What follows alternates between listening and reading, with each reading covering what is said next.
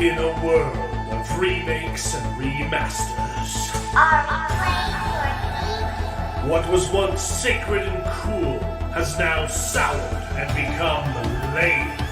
Red? Gone are the days of Hobbs and Cowabunga. Now is the reign of slurp juice and dabs. Kids these days don't even know how bad they've got it. Now it's up to the best generation to rise to the occasion and make a show that dares to go where a lot of other nerdy shows have already gone quite a bit. That's right. They're going to talk about it a lot.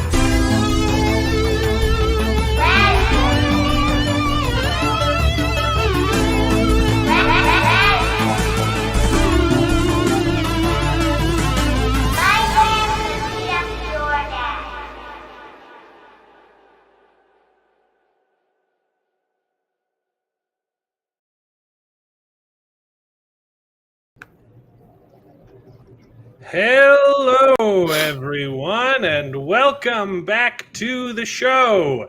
This is Best Gen, where nerds complain about nerdy things. It's called Best Gen because we're all roughly from the same generation, and we happen to think that it's the best, not because we as people are better, but because our entertainment was. So strap on in, buckle up, prepare to wax nostalgic as we reminisce upon the days of yore while simultaneously complaining about the utter filth that's been churning out of the sludge pipes of modern woke Hollywood. Except today we've got some good stuff to talk about for once, and some bad. We have a very special show. We're joined by our wonderful guests from the underground, Joseph and David. Hey. Hello. They were kind enough to let me come on their channel and complain about The Last of Us, and now they're finally on my show. And we're also joined by Alex Green and Lady Balefire from the White Cloaks YouTube. Hey, thanks for having us. Yeah, I'm always glad to have more people talking about stupid stuff. The Angry Mexa, our wonderful resident Mexican intern, and his wonderful viewers as well. He just released a bunch of cool music. Gio, Peter, how are you doing? Yeah. Nice to be here as always. And of course, we've got our regulars, my cousin Jared and my brother David, who also has a YouTube channel that he hasn't uploaded to in the last 4 months. But it's okay. He can focus a little bit on that now because he got a job after getting fired. Laid off. Sorry, laid off. Laid off. Fight. Yeah. We've got a great show because we Mission Impossible: Dead Reckoning came out, and Tom Cruise is my baby boy, and it was a lot of fun. And we finally, for the first time in a very long time, have some good entertainment to discuss. And then there was also episode 4 of Secret Invasion, which I'm sure half of the people here didn't watch, so they can leave once we start talking about that. I mean, I actually watched the episode and couldn't make it to the movie, so I'm one of those weird ones. I like you. I don't like you that much. How's everybody doing? Great, thanks. I just think we need a shout out for the Angry Mex's cat there. It's awesome. Grooming himself. Really going to town, man. Unabashedly in the little chair. It's a great cat. Got a great seat. Best seat in the house there. I love my chat. How are you guys doing at the underground? You want to go first, David? Yeah. Good, man. I don't know. I mean, we're just thriving. We I don't know. Dude, life's so crazy right now. It's like just trying to stay focused on actually getting content put out while also paying bills. Having a you know? life. Yeah. Yeah, no, these last couple of weeks have been, this last month really has been absolutely insane for me.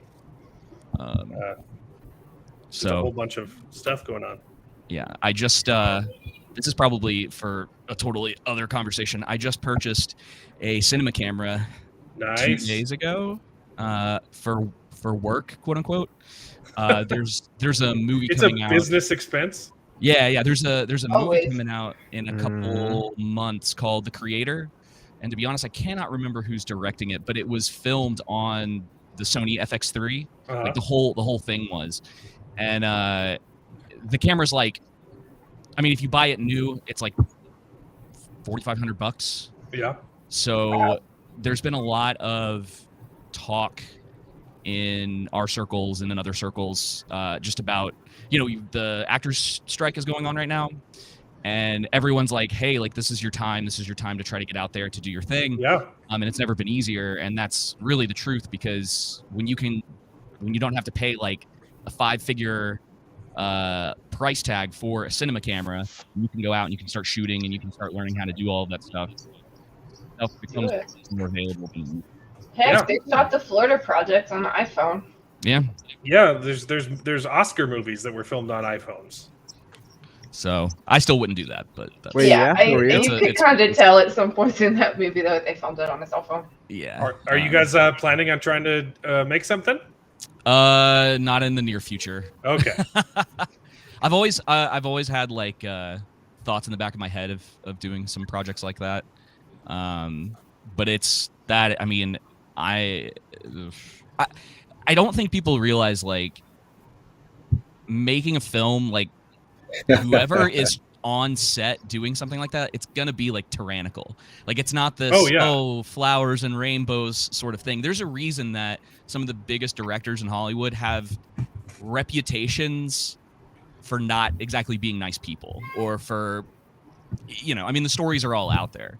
So it's one of those things that's like, it's really hard to be able to balance that. Like, I would like to keep. But do you partnership think that with is a necessary evil? Yep. Like, for example, those directors like Kubrick that really treated badly their actors. Is it a necessary evil for the advance and evolution of cinema? I guess it depends on what we're talking about. You know what I mean? There's some stories about, there's like, levels to it for sure. Yeah, like there's stories about Joss Whedon and some of the stuff that he said to what was it, Carissa Carpenter, right? And it's like, maybe you don't need that. Like, you don't have to go that far. But yeah, I think that there's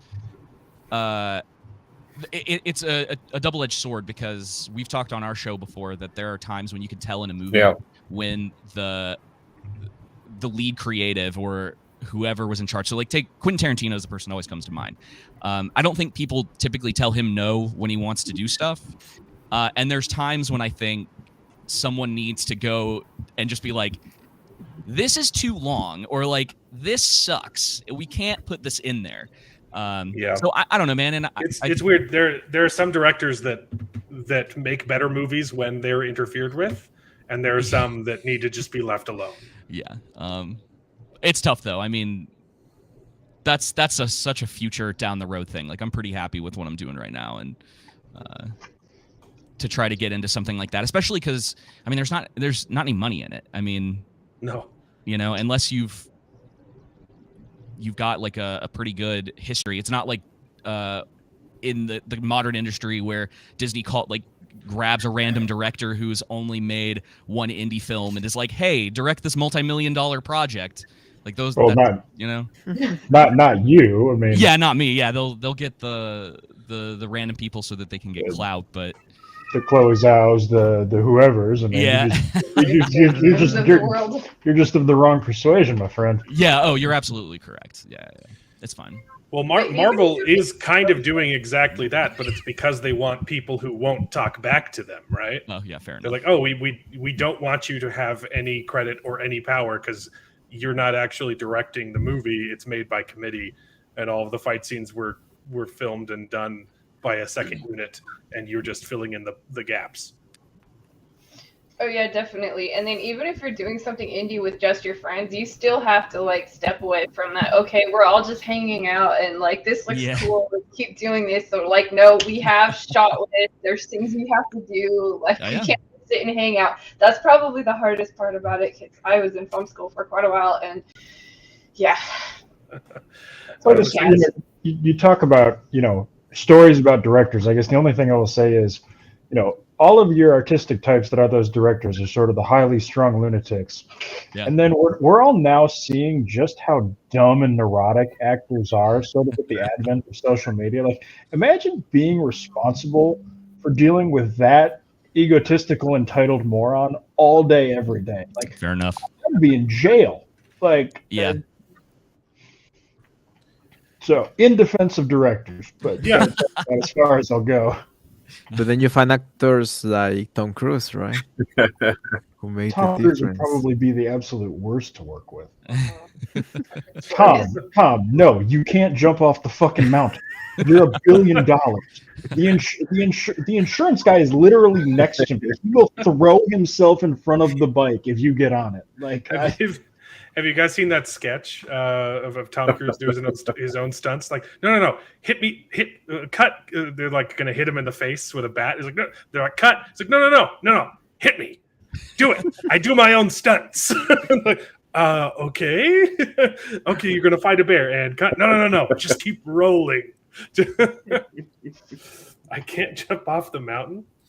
Yeah, but, I mean, it's interesting because Summoner. Machete talked about that once. He basically said, people ask me all the time, do I do my own stunts? He's like, fuck no, I don't do my own stunts.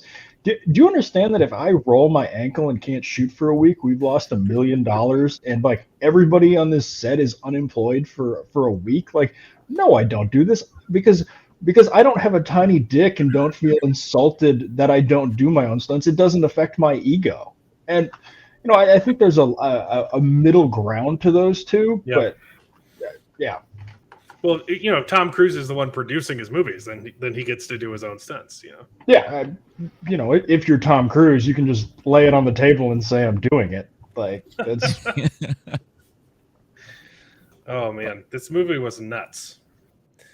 Before we get into the nitty gritty, though, do you, the underground, for anyone who hasn't heard of your channel, do you have like an elevator pitch for what you guys do over there? That's Joseph's department. Joseph? Yeah. That's me. Yeah, basically we just deconstruct media. So we started out originally doing social and entertainment, and then we just went to exclusively entertainment. So we do basically movie, TV shows, reviews, and then just anything that's in the news, kind of breakdowns of what's going on. Sometimes we do it scene by scene. Other times it's just general thoughts depending on how tired of the show we are, such as The Witcher season 3. We kind of just did a general overview of all 5 episodes rather than a episode by episode breakdown. Well, it's impossible to do an episode by yeah. It's impossible when they release it all at once to go episode by episode. Yeah. And still coming on the 29th of July, something like that. But it's also a godsend though, because you can just get it over with, and you won't have to suffer week by week to watch all of Witcher season 3. God, Yeah, exactly. I don't know if I mean, don't know if I would finish. I haven't even bothered. It's not even worth it. Dude, you're not missing much. Yeah. I saw your breakdown of the fight scene on the boat, and I was like, wait, this is a real fight scene? Oh, They were just standing there going like this. The monster comes out of the water and starts just throwing people around and doesn't kill anybody. No one dies. It's so boring. You're like, what? But they weren't even like dodging. They were just standing there. Yeah. How bad was it compared to like Blood Origins? I mean, at that's least a hard one. But like, Blood Origin was so shorter. That's about the furthest I can go. Is it's like there was less time invested in Blood Origin than there was in season 3, and we're not even done. We still have 3 more episodes. Yeah, the part I 2. know. I got my mom to watch that with me when it came out on Christmas, and we just like, is it over? Is it over? It was so bad. I mean, I saw the first season before I read the books, and I was just like, this is not bad. I mean, it's not great, but then I read the books and I just got so angry. This was awful. Yeah, but even just compared to the earlier seasons, though, like the quality is. Oh yeah, it's definitely. Yeah, I have not watched Massive second drop. season or third season. Yeah. No, just the first one. That's a good one. Yeah. Then honestly, it's all about Geralt there. Yeah, Yeah. but I think that nothing is worse than Blood Origins. They literally say the F word. I mean, The scene with the 41 times in the whole show. I counted. And then they say other disgusting things, like things with with animals. I don't know. I don't know. It's really weird. It was weird. I think the thing that got me so much was that they just subverted like what the origins of the Witchers were and what they Yeah. They made him the monster, and even though like the whole like there's such a theme in the first book, especially of like there's monsters in the world, but you know what? There's also monsters in the hearts of men, and men have their own darkness and stuff like that. And I really liked that about the book, and I liked it the way because I haven't played the video games. Like I tried playing Witcher like 3, and I could not get out of the tavern because I am so bad at the controls. Like it took me like 15 minutes to get out of there, and then I'm like, oh, there's a fight. I thought I was in story mode. So I'm hopeless at video games, but like yeah, I enjoyed the first book, and I haven't finished the second one yet, but I was just like, man, they just ruined everything with this. Yeah, I have not. I plan on reading the books eventually, but yeah, I've heard lots of people do breakdowns and are like, this isn't even close. But we weren't even supposed to talk about The Witcher, and I'm very sorry that you guys had to watch it. Man, it's just a sore subject, you know. You just can't. It really is because it had so much potential. You know what I mean? Like, it's not even having so much potential, but it was I have an idea. Like, if you're gonna get the IP of any show, like right around when Netflix did, The Witcher was just an easy one to set up and do season one. It was an easy win. It was easy. And now I'm not sitting here saying they would have reached Game of Thrones levels, but there's that potential. And they could have easily done a season one. David and I have said this many times. Season one character study of Geralt with, your monster of the week for each episode, and then you can build from there. In season 2, you can introduce more characters, and then season 3, and it kind of gives you a good outline going forward. But they wanted to do their own thing. I think they easily could have had a new, and in a time where everyone wanted the next Game of Thrones, I think The Witcher was the one everyone thought would take its place, but it just wasn't good. It was not as good as. But you have an extremely passionate fan base with the video games. Like it's one of the best selling games of all time. Yeah, and I mean the show even boosted the sales of the games for at least. I mean, nobody's talking about it for this season, so I doubt it helped. But even season 2 helped with that.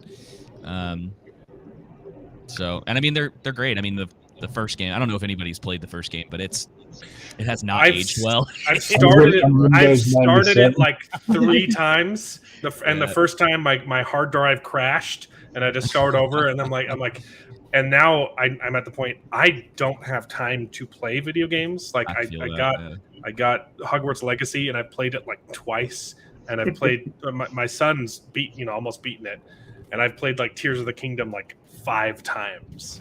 I just like don't have time for video games as much as I'd love to. But Joseph, I have a question for you before we get into the nitty gritty. When I first started research, found out about you guys and started trying to find more information, I stumbled across your Twitter, and I have to know, what is a Christian hedonist? Oh man, that's a good question. I'm glad you asked. It's basically a Christian hedonist is someone who finds their ultimate pleasure and joy and happiness in Christ.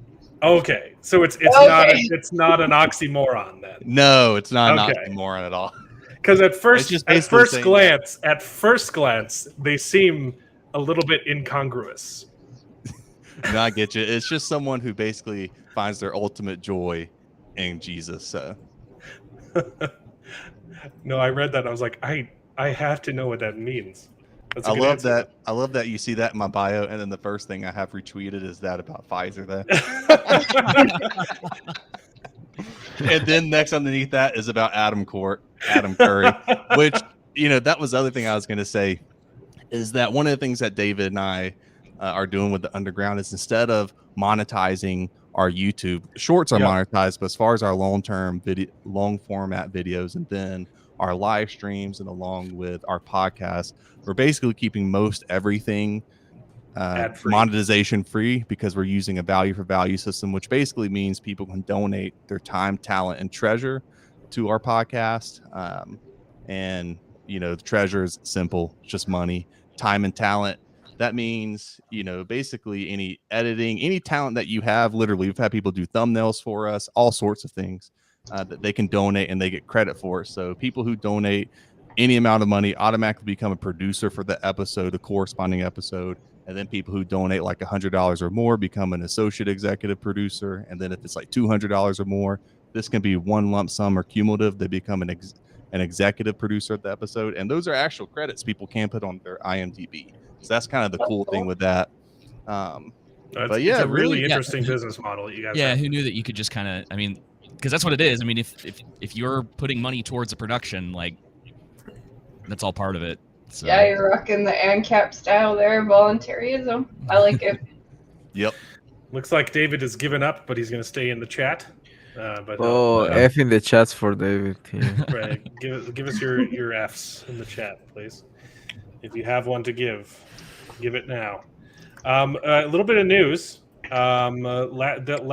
This week, or I guess last week, it's Sunday. Last week we had Michael Bancroft on the channel, who's an awesome guy, and his campaign is about to cross $47,000, and it looks awesome. Dude, that's awesome. Really cool. Really cool. His artwork looks incredible, and he's self-taught everything. Wow, that's impressive.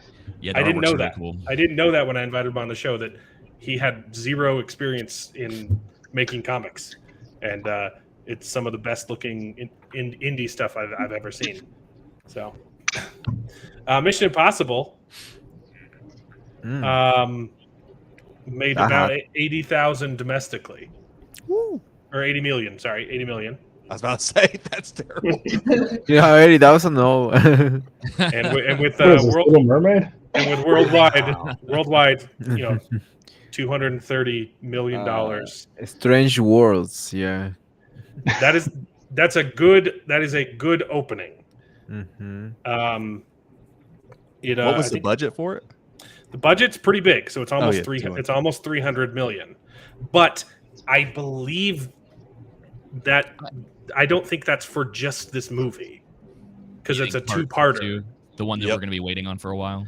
I think a lot of that. It's just a year. It's coming out in 1 year. Is it though, with everything going on? Oh yeah. Well, they already filmed it. I think. Yeah, I think they got it through. They should. The good actors are not quitting. What a bad time to strike too, with all this AI stuff.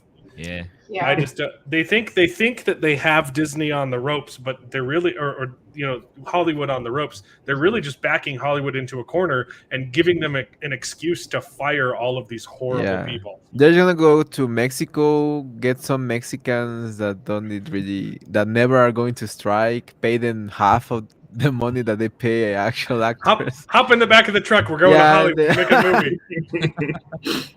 Un actor bueno. Uno. Having been out there recently, I have every reason to believe that they don't need to go to Mexico to get any more in Hollywood. But well, they kind of did, because Sounds of Freedom, that's doing really good. The Sound of Freedom, guys, is doing incredibly. It doesn't have an international box office. Angry Mexico can't see it in Mexico, and it just the second week it hit $85 million for a production budget of $20 million. Okay, wow, that's insane. No, it gets more crazy. So this little shade down here, after the first week, these are the projections, which are created by algorithms, and 95% of all movies will have their money fall in between this shaded area based on the first week performance. And it's not even touching, it's making so much more money than it's projected. The second week to week growth It That's went- unheard of. Like It honestly. went up 65%. Wow. I haven't seen a movie get a second week growth Usually like get that. a drop ever, of like in a that really from the long first time. week. The mouth to mouth and the circular economy, or what is it? The A good number, parallel economy. is a 20% drop. Mhm. That's 20% good. is Those are 20% good is legs. phenomenal. That's Those are fantastic. across right? the spider. Yeah, those across the spider were numbers. Yeah, The exactly. average is like Literally. 40. 40% is the average. Mhm. A drop, and they had a 65% increase. Yeah. So I haven't seen it yet.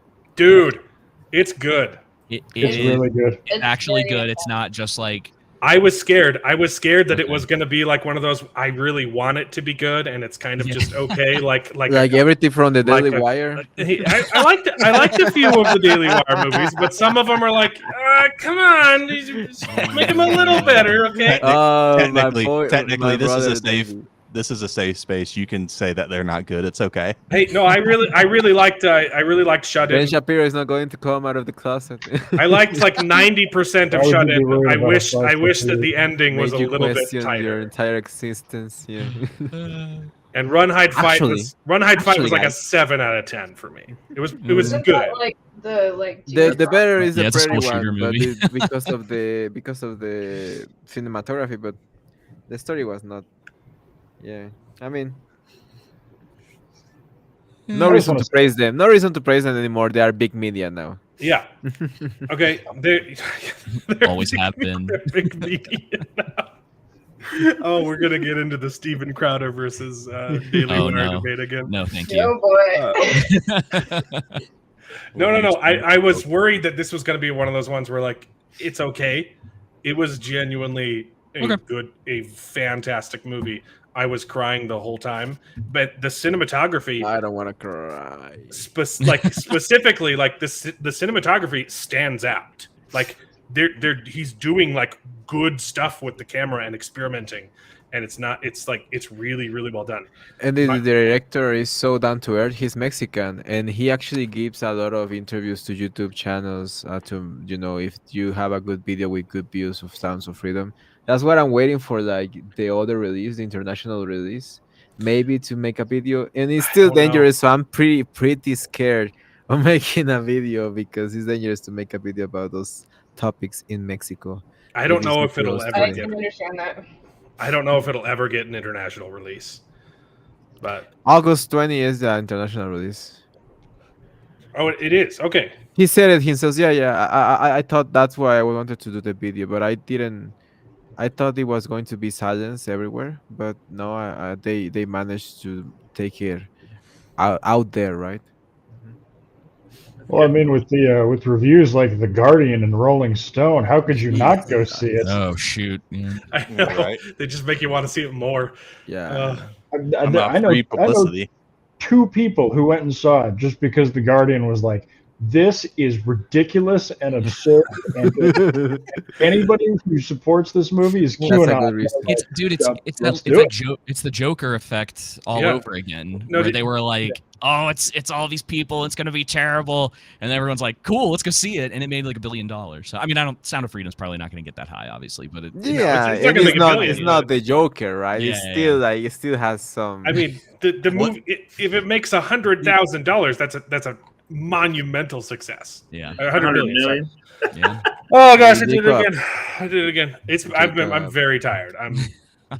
It's been a long month. But it's going to hit 100 mil. Like, Now, did you guys see what Louis C.K. tweeted out though?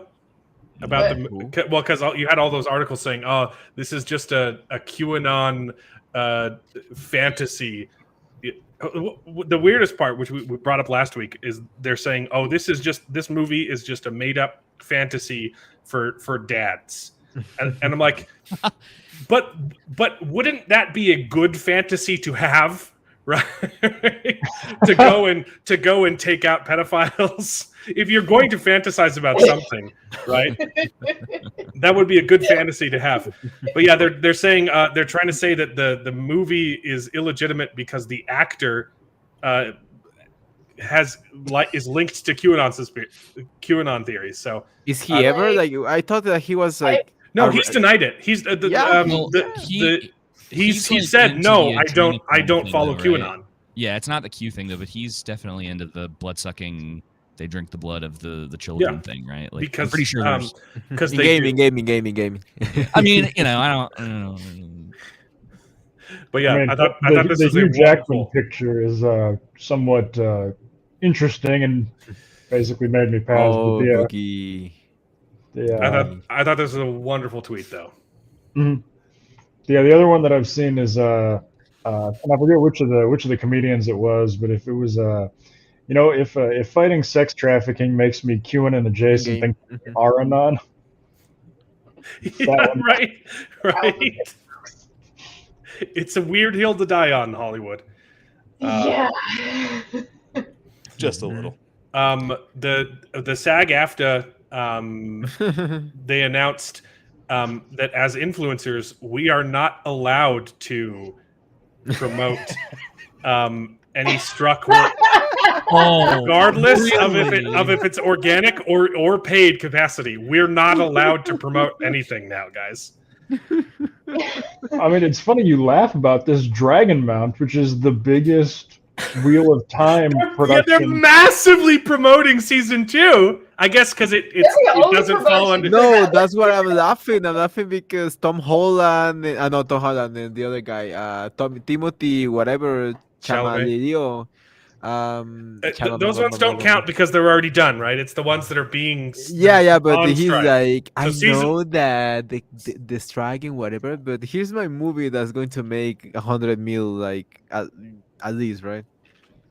Yes, so long as you say I'm not promoting it before you promote it, you're fine. Yeah, That seems to be the rule that I've seen. Yeah. This is just really funny because like it's two things. I'm assuming that they're saying that like this is for people who are in SAG and AFTRA, like promoting stuff as like a fan of whatever works. No, they addressed this to influencers. This was someone asking them a question. Hey, am I allowed to post on social media? Are influencers in SAG at this point? Well, this is really interesting because it kind of like assumes that these influencers are being paid to promote this stuff.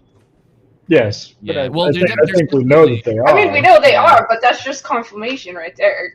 So the one thing that these unions do, and they use this to basically bully people who aren't in the union, is they'll say, if you are a big influencer and you do go against what the union wants, even if you're not in the union, we won't give you access to the union. Access totally. And it's the same thing with quite a few of the writers. It's protection money. It's literally.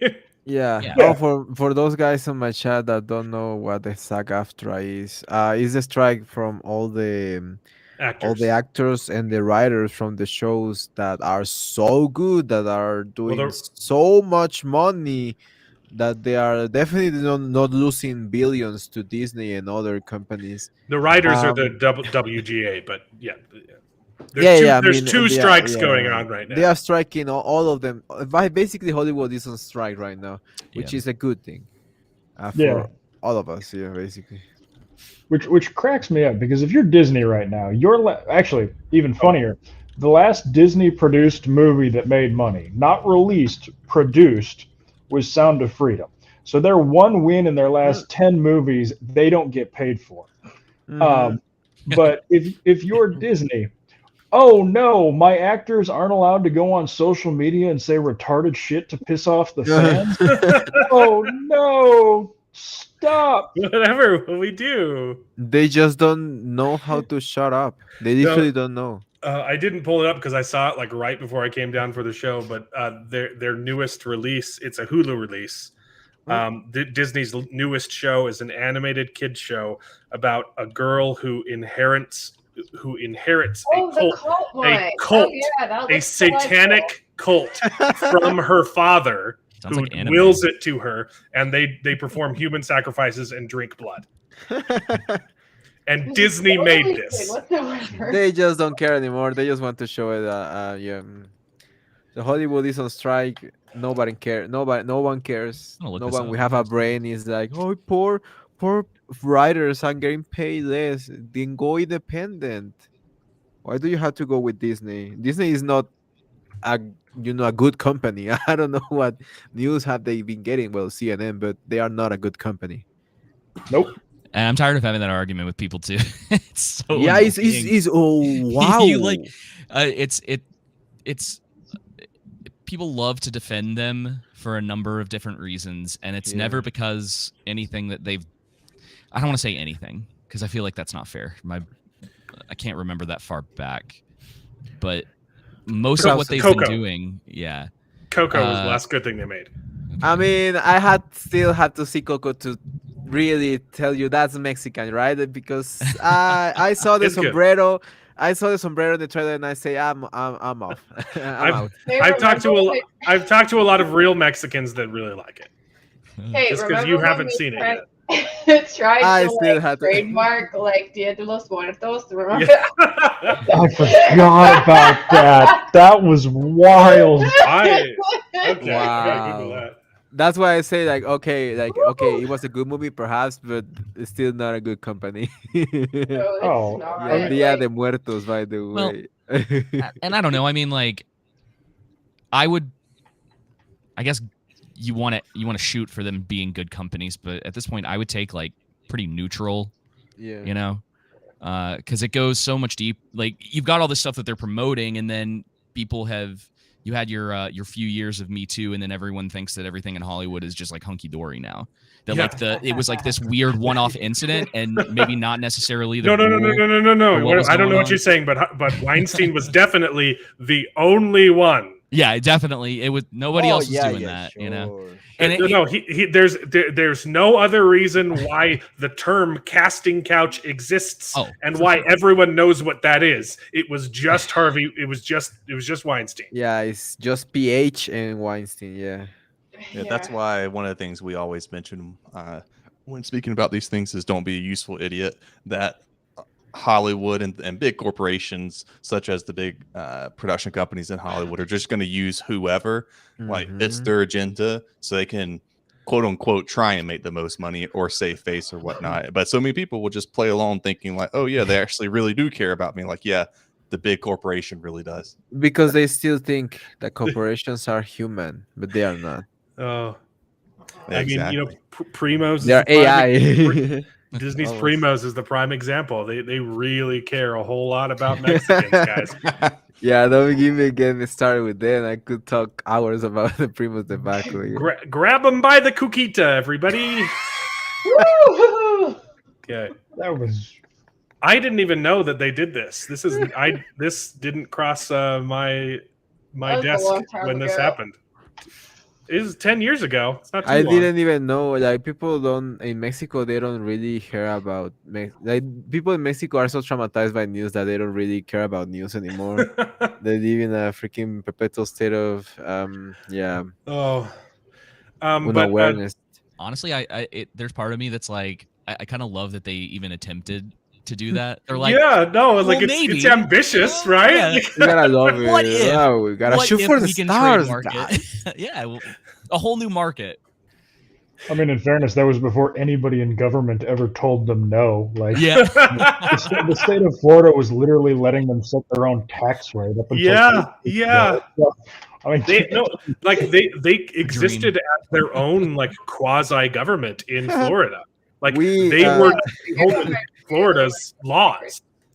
I don't know if in the United States it's the same, but in Mexico, Native people have their own laws, and they have their own laws, and we cannot really mess with them. So they were basically like natives, right? They had their own laws. They had their own pueblito, their own Mexican pueblo with their own crazy laws. Guys, can we we trademark call them Democrat Mexico? politicians, but Can we trademark hope Mexico as so. a country? I mean, our you country really is literally want called it, it's like Estados got some Unidos. problems. Our country is literally called United States of Mexico. Yeah. Our country, Uh-oh, officially, fighting words. officially, it's called United States of Mexico. So we're already halfway there. Yeah. I think they Um, trademarked avocados in Mexico. Like, Oh, you don't want to mess with the avocado trade in Mexico. No, don't. No, it's like a cartel down there. That's Yeah, really- you don't want to mess with avocado. Literally, all of the avocados you're eating, yeah, those. I mean, no, but it's Hey, I fine. got I a mean, tree in my backyard in California.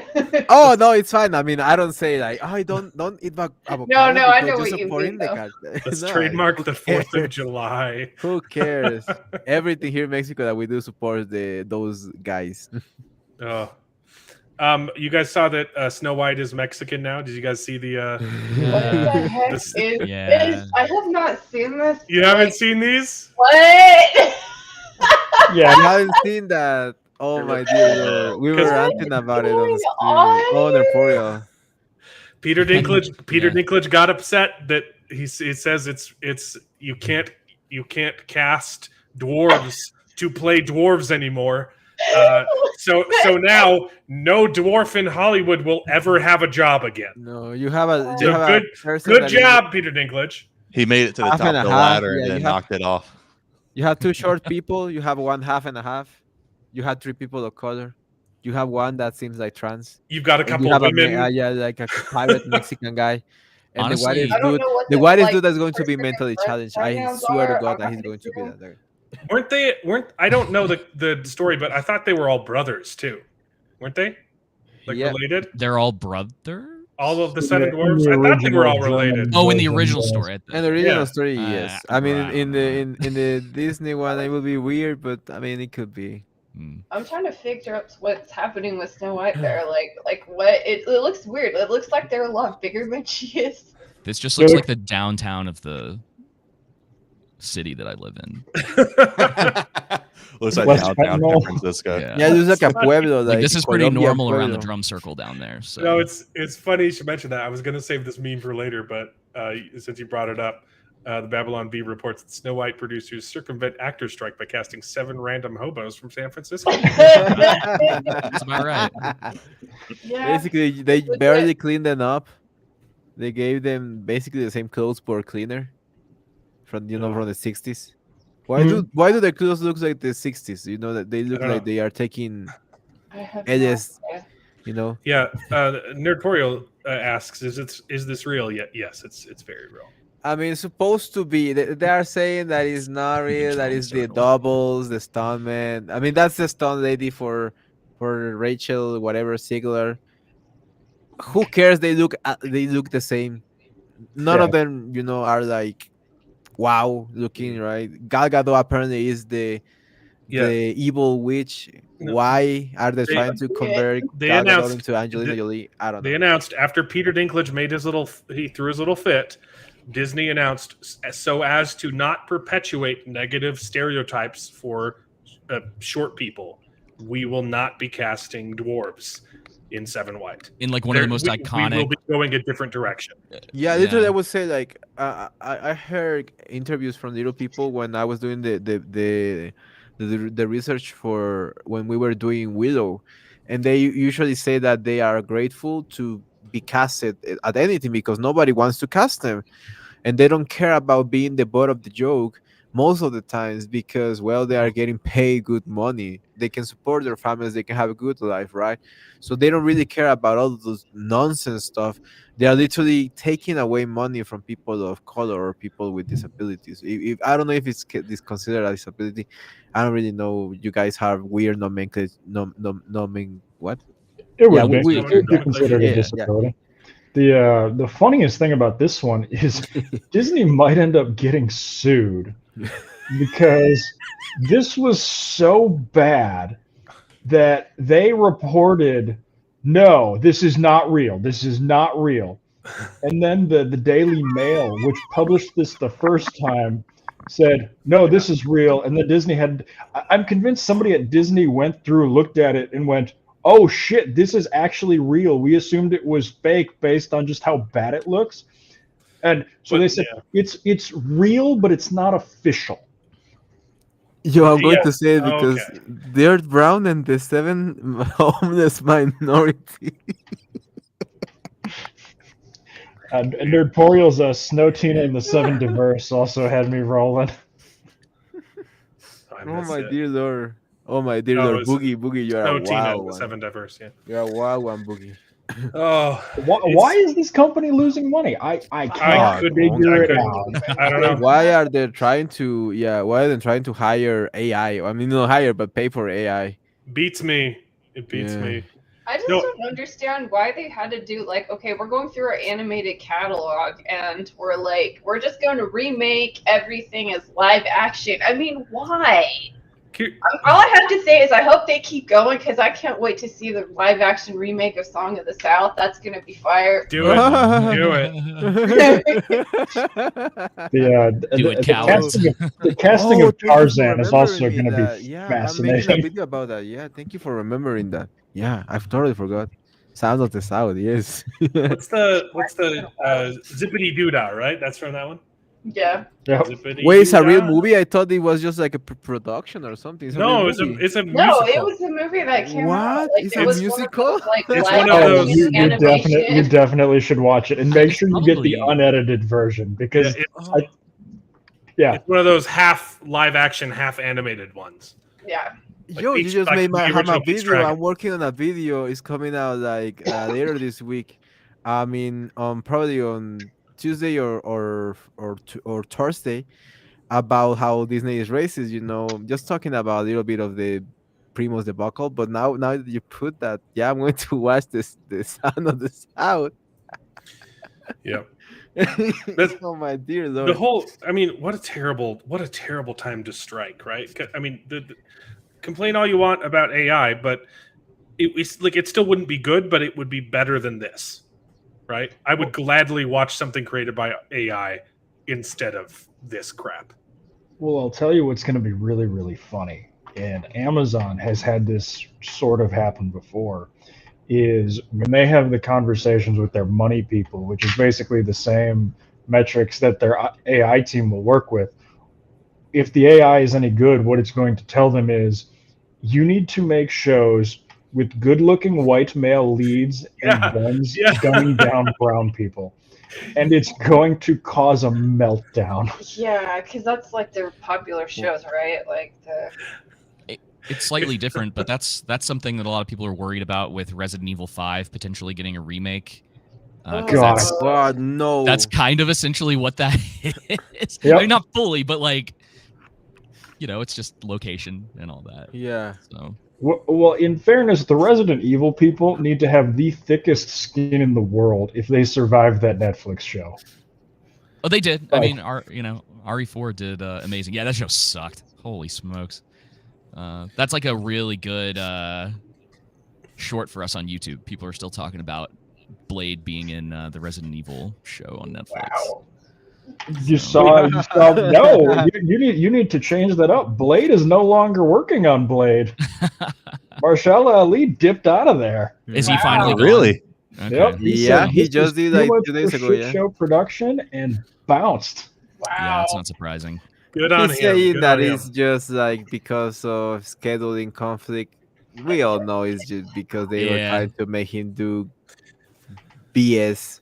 Yes, He's I like, have "No." I have a scheduling conflict. My booker accidentally scheduled me to make a movie with Disney.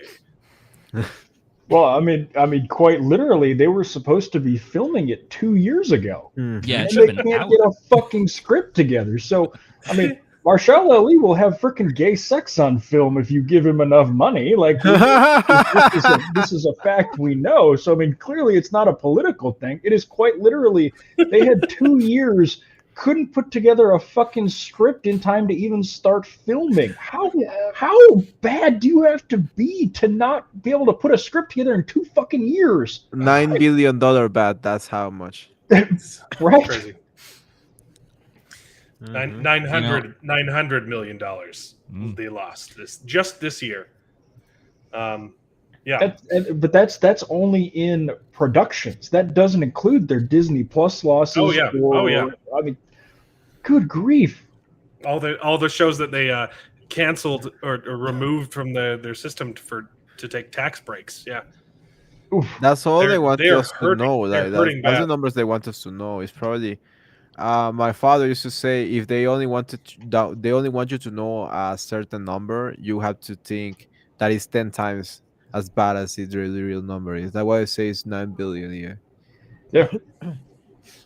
Apparently, Wednesday got nominated for Best Cinematography, and Oh, no. Better Call Saul didn't this year. Huh. Do you remember the monster on Wednesday I don't that want to looked talk. like a freaking chihuahua? I don't want to talk about it. It was. I hated. Look at I freaking hated chihuahua Wednesday. in Beverly Hills, yeah.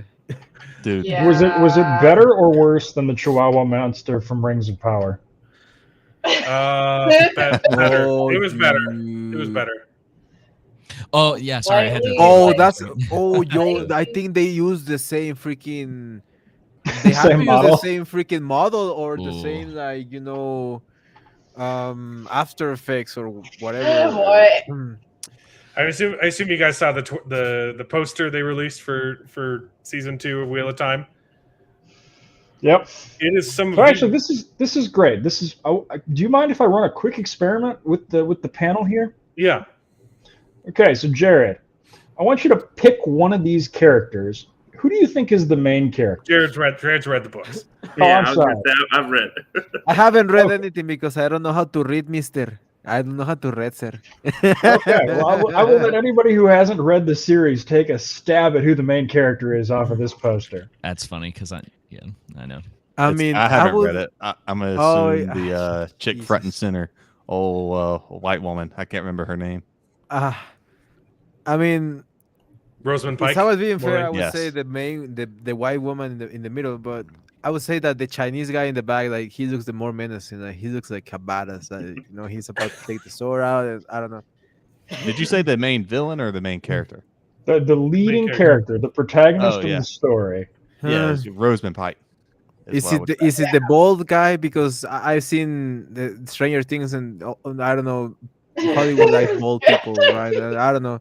I don't know, not bald, but like shaved. Yeah, the shaved head. Yeah, Yeah. No, you got Pardon my. You're on the money, vocabulary. baby. It's the main character whose sole distinguishing characteristic is that he has red hair, is shaved in season 2. What Yeah. the hell?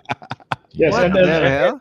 and the woman who's front Ginger and center side is here real. is in the book for what is it? 3 the- chapters. The of second one, book? right? She disappears, right? In the second Not book. in the second one. No. Yeah. That's funny. Yeah, I had forgotten about the. Yeah. Oh, Oh. this is going to be a disaster. But I also, I can't like can't wait. the compositing, like the lighting on the lighting is different Dude, for every single character in this poster. Look, we got blue highlights here. We've got like white, yellow highlights here. These we've got no highlights, and then we've got this orange highlighting around Moraine. And this, these are all just. Yeah, it's like the sources of light for like random rain are like they're like that, and it's just so funny. And And look at just the design, like the circle. It's like you should put it just above, either make it smaller, so it's like at like Nanine's face is outside of the circle, or make it bigger so everyone's in the circle. And you've got this poorly photoshopped mountain that's just pasted on top of, Dude, like. I it looks- really Okay. like how the mountain next to Crackhead Matt actually looks like that giant like mountain of crack and like Yeah. or, excuse me, coke and like Scarface. Like seems kind of appropriate. Okay. One second though, because we got to give it credit. This is much better than the poster for Marvel that we saw last year. I mean, Oh. last week. For the the Marvels. I thought you were going to Marvels. say no, because there were people on Twitter saying, Hmm. "Oh, this poster is a massive improvement from season 1," and I massively disagree. The season 1 poster was way better than this because it was all like homogenous. It all Mhm. fit together, right? You can complain it wasn't good, but this is just slapped together. And stuck together, I know yeah. Yeah, it looks like one of my thumbnails. It's like, oh, they're going with the colored weaves, and I'm like, are they really, or are they just going with the fact that the color of Rand is like more orange Yeah. and red? I'm not and gonna lie, blue? Like, but I've seen those elements on Canva, so I think they are using those fire and blue elements. I see some Yeah. of those. So, no, it's clear that they are using Photoshop. But I did have a bunch of Oh. bad take tweets from people defending this poster, but every single one of them blocked me on Twitter, so I can't show them anymore. maybe. I will say I have to give Amazon a ton of credit.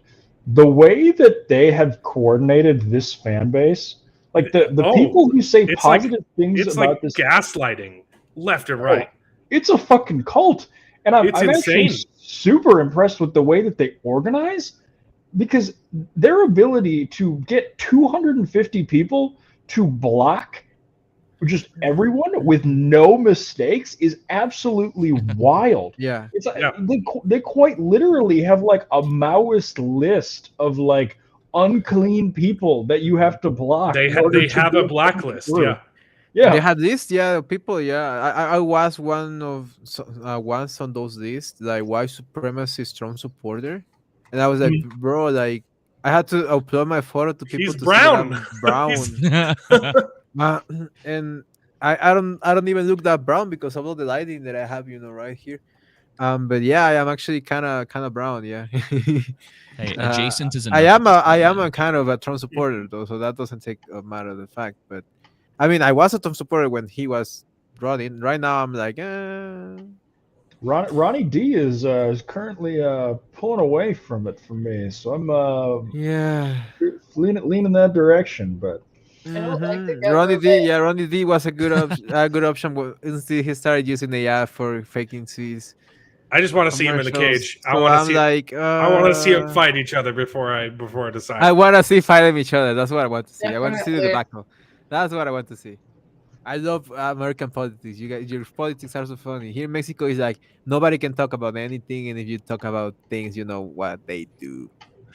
Um, James Gunn just announced that Vigilante will appear in the DCU before Peacemaker, so completely invalidating his argument that he fired Henry Cavill because they needed a hard reset. So screw you, James Gunn. yeah, James Gunn did a hard reset on everybody that except his wasn't in a characters. show. Yeah, that wasn't in a show with his wife. Is quite literally what he did. Wow. I hate his wife. He has no talent, but whatever. Come after Who's me, his bad. wife? Yeah. Guardians 3 wasn't even good. She's the blonde in Peacemaker, right? Yeah. Oh. Okay. Yeah, I didn't realize it was her until people were like, "Oh yeah, she's in the show." I was like, She's basically right. she's the Nick Fury of his DCU. She keeps popping up in literally everything. I was literally wondering why is she in this show? Like, who casted her? And I was like, oh, nepotism. Oh, that makes sense. Yeah. I'm glad I'm not the only It's one who like thought. they're Dude, like, I miss the old days of James Gunn. Yeah. Like his weird, like vile sense of humor from way back in the day. From Like was it crawlers Super? and Yeah. It just like I love that movie, this- by the way. this Elizabeth new stuff. Banks. Oof, David, at weren't her you the one best, that yeah. gave him all those jokes too to put on? Oh Twitter? yeah. The tweets. My bad. Yeah. But yeah, it sucks, dude. I mean, Remember when he was funny? Yeah. Yeah. He did stuff that was at least interesting. Like we talk about it all the time, but it's like borderline. I would take something that's at least seems interesting that falls flat on its face at this point than a lot of the stuff that we've got coming out because it's all just copy paste over and over again. You can see it from like a mile away, and it's unreal. The way it's that they've just been doing it. boring. It's Yeah, like it's there's so so many boring. superhero stuff. I just don't care anymore. And I'm looking Yeah. at this and I'm like, what is this like bargain basement like Deadpool I or mean, something? I don't know. I don't For know. me, Like- it's so Like, yeah, bad. It's so funny. Sometimes it's so bad. It's so funny. Like She-Hulk was hilarious. I didn't. Rings of Power. Wow, that's like Yeah, that comedy. was Like Rings of Power. Wow, every second of Rings of Power was like a piece of Wait. art. Y'all didn't like Rings of Power? Oh, Man, Oh, I loved it. I laugh every biggest second no, of it. I am was the like, number one Rings of Power fan. I mean, I'm a fan of what it did for our numbers. That's about it. I know Exactly. Yeah. My first video with 50K views was the Rings of Power, and yeah, was just laughing at the show. Every second is you can literally when you are an editor, like you realize how bad it is. Like every second of it is just Yeah. Jesus. Yeah. It's Did you see they cast Celeborn? Yeah, Oh, Oh did they? no! Oh, Don't boy. even get me started. yeah, I It did is- see the cut. bro. Yeah. It is everything you would expect. I Look for it. Look literally- for it. Let's warm up the throats because this is going to be a doozy Yeah. one. My Oh internet's my being lord! slow, Remember but- the old Celeborn, the majestic, powerful, fair Celeborn? The one who's dead. Yeah, with long hair. Yeah. Too. Now we're gonna get Why like. does this version looks like Timothy Chalamet? Of But like course, the worst villain, like region 5, you know, like It's gonna bootleg Mexican Chinese cholo Chicano from Tepito in Mexico. Yeah. That's him, Ah, Jesus. I think. Did they have any I'm interested to see. He looks like trans an people? AI. That guy looks like an AI of many like actors that were famous in the 2010s. I I don't don't know. Like, really. he looks like a mix between the guy from Percy Jackson and all the skinny like protagonists of the 2010 movies. Yeah, That's not like a masculine elf that like slays Balrogs and stuff. Well, I don't know if he did. I don't think he killed a Balrog. Did he? No. no, but he No, was he's a going to be a badass. simp. Mhm. How much you Yeah. gonna bet that he's going to be a simp? It's going to be, oh Galadriel, tell me Well, I what mean, you want me to Yeah, do. they're probably gonna do that. They've It's gotta already be. dunked on him. I mean, McQueen. they've already you made want fun of to- him for not being able to put on his armor. Like, I mean, Oh, no. Yeah, I don't They- really. I mean, you saw that armor, right? I wouldn't want to put it on either. Yeah. I think it all Yeah. just depends on how they portray him, what we know of how they portrayed Sauron, Galadriel, and every other character in the show. I We know it's want gonna this be Rat to scene be was, bad. like, bad. holy crap. I want this to be as bad as season 1, so we get better numbers. I hope. Oh I, yeah, it's. Oh yeah. I hope they kind of portray him more like Gil Galad. Gil Galad was probably the only one that I actually thought was halfway decent, if not good. But I mean, knowing them, he's probably. I mean, I would say no one, or none of them, but the actor for Elrond, he's a really good actor, but Elrond was not a good, not a good freaking Yeah, interpretation. they didn't give it any. character. For him. Yeah, but they didn't give him anything. Like he was just there. Like he was just, He oh just wa- Galadriel, oh Yeah, he just Galadriel, wanders around. how Yeah, good you- are you you, talking. Galadriel? The you're precious correct. and majestic Teleports. Galadriel. What is she doing? they're totally going to give him the Elrond treatment. You can just tell from the actor. Yep.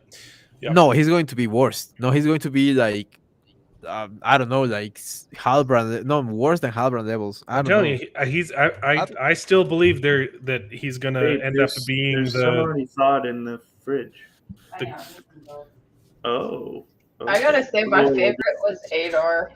Yeah. No, I think. Oh, I think Adar was so Adar. good. I think he is Adar. But he's gone. Adar is Yeah, gone. he The actor is dipped. I gone. know I he think- left, which is the best part of the Yeah. show for me because he was like the only character that cared. He cared about his orcs. He wanted to take care of them, make sure they didn't get killed by the sun and stuff. He cared. That's my fan theory. He's Is like that Galadriel that didn't care about anyone. Like, who cares? Yeah, We're just that's a whole bunch of people are gonna die. Like, well, whatever. my theory Yeah. is that Adar is Celeborn. So Oh, there Wow. you go. I could see There you it. go, right there. because he was giving I her don't- all kinds of eyeballs when they were talking. So what's the issue Uh. with the casting for Celeborn? Because I don't really have. I mean, I don't. I have don't a know. problem with the actor just because I don't know him. But I think my more so issue is going to be, they're probably going to feminize him too much and Yeah.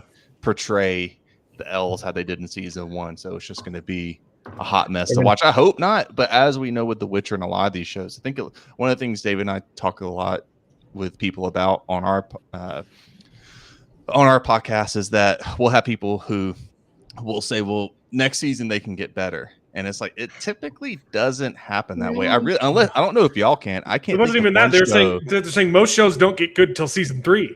That was the yeah. defense. Oh, I forgot. Like, I'm just waiting for it to get good. Like, no. It's just like not. Avatar. It's better. like, Y'all no, know. guys. I wanted to Definition of ask. coping. Do y'all Avatar know is of a like- show that got better, like after it was terrible in the first season, that it in the second or third year it got better? Because I can't even think of one.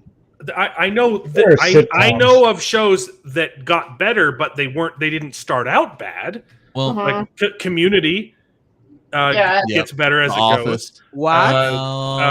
Okay. Parks and Rec, I think, is the cleanest. Parks and Rec. example. Yeah. Parks and Rec. Season Well- 1 is not great. And the thing with stuff like that is that you can skip season 1 of Parks and Rec. You Or can. it's Parks and Rec is what, good. 8 or I'm 10 kidding, episodes. I'm kidding. You don't It's even have it's like to- 6.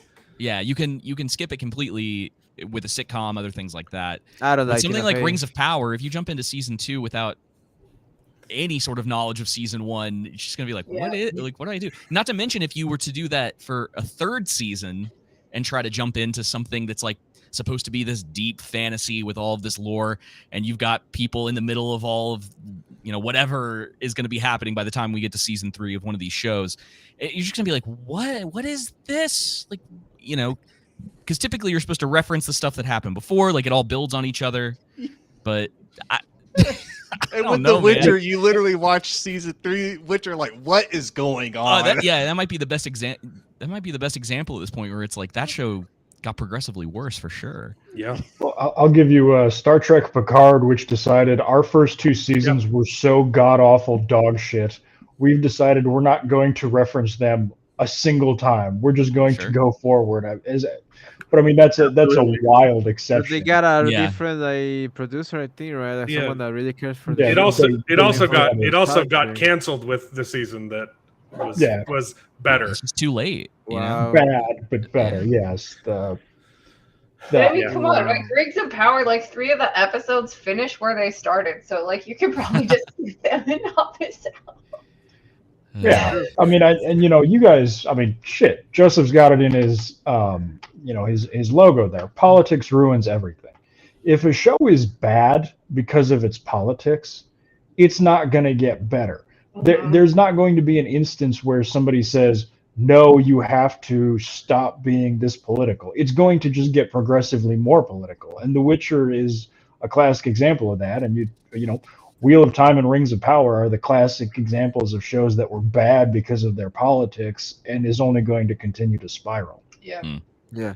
And when it's not about the politics, the show it's bad by itself because of the writing. Sometimes it's because the politics have influenced the writers or the people behind them, the actors, the producers. They are all activists, or they think themselves, they do themselves, we are activists, loco, very loco.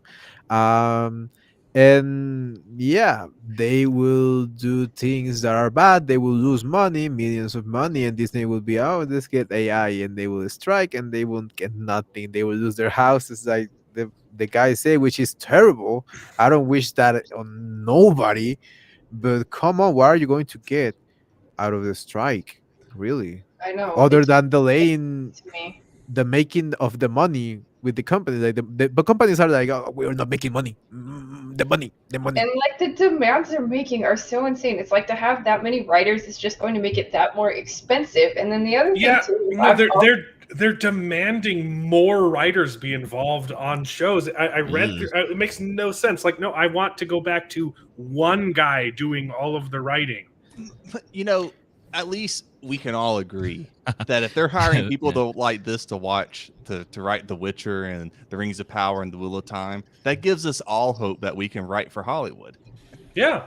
No, you know what? We are already blacklisted. I'm going to go the opposite way. I was studying. I'm already blacklisted. I've said too many times the R word to Hollywood. And I know I could write better than that. I know people that were much more talented, but the problem is with the unions and stuff is a lot of the unions, and I did this when I was like trying to get in with because I was also studying directing and I wanted to get in the female, the women's directors guild.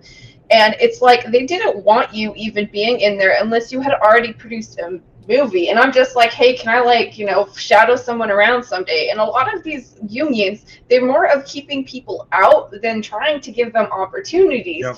So I really think it's like they've got theirs and they just want to protect their people and keep other people out because they know people from the outside can do better.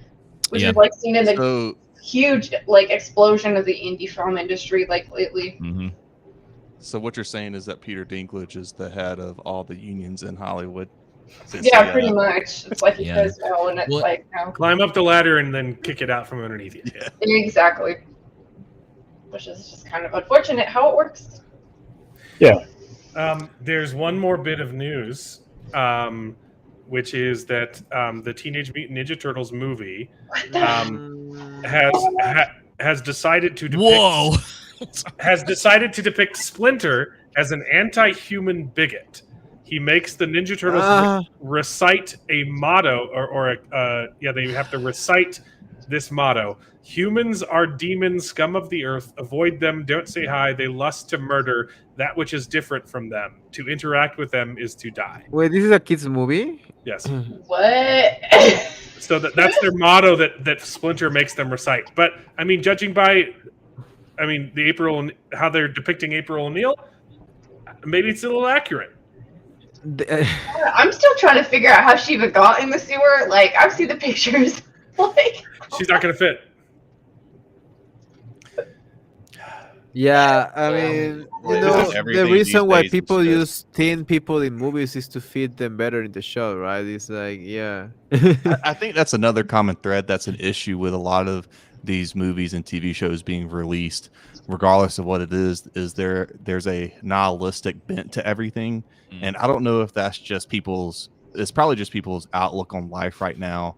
And I think too, with Game of Thrones, kind of everything being nihilistic, doom and death, and it just presents this, instead of this high fantasy view, there's this low fantasy view just permeating through very everything. much so. It's Yeah. all about like the whole like Yuri Bezmenov talks about demoralization, and it's like this is like last bastion of everything. Everything has been demoralized already. They're going for like our like culture in our like myths and the stories that everyone loves, and they just have to destroy them because they give us hope and they want to see.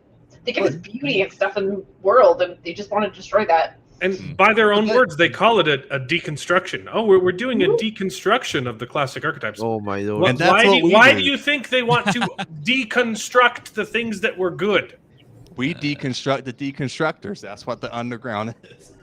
Exactly, But, because they think Amen. they have like nothing to replace it with except their like ideology, and it's. Well, I think we can all agree that Chronicles of Narnia is in safe hands with Netflix. They're definitely going to do justice Safe to hands. that. I was thinking about it. I was thinking like, why can't they make the Chronicles of Narnia Disney? And I was thinking because they cannot make the White Witch black. And they don't They like. literally- You're so it's so They funny. hate Aslan. Disney But made they the can make first her two Mexican. movies. They They made can the make her first two Mexican. movies, and then they realized, oh wait, this is a Christian allegory, and then sold it off to someone else to do the third movie. Mm-hmm. Mm-hmm. And now it's in the hands of Greta Gerwig at Netflix. Barbie. Baby, I'm so excited to not see Barbie next week. My wife is going to see it, and she's going to tell me about it. So I'm actually interested in seeing that movie. I don't It's give kind a of funny. damn. If you would have asked me like a decade ago, would you rather see Samuel L. Jackson in a movie with aliens invading and stuff like that, or would you rather go see a Barbie movie? I would have been like probably Samuel L. Jackson in a movie with aliens, but now It's like I'm curious to see how bad it is, but I'm definitely not paying for it. oh, it's a really I'm good just point. going Look, to I'm see waiting it. for the second week. Look, I'm waiting to hear what people are saying about it, and if they're like, "Oh, you got to go see it," then I might see it the next week.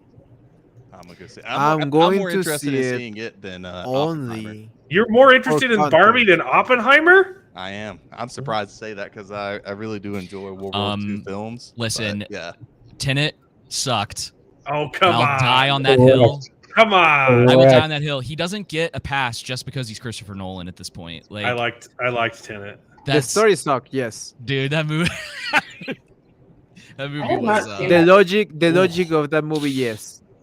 And I don't know what it is. Some of the with, actors, yes. With sound mixing in Hollywood these days. Yeah, but that's true. it's not Yes. just him. I mean, when I went to go see Across the Spider-Verse or whatever, the sound mixing and that was trash. Like to the point that they had to re-release it with better sound. mixing. I heard about that. Yeah, that was the- basically was mixed by rappers, yes. It just kind of comes back to that thing. It's like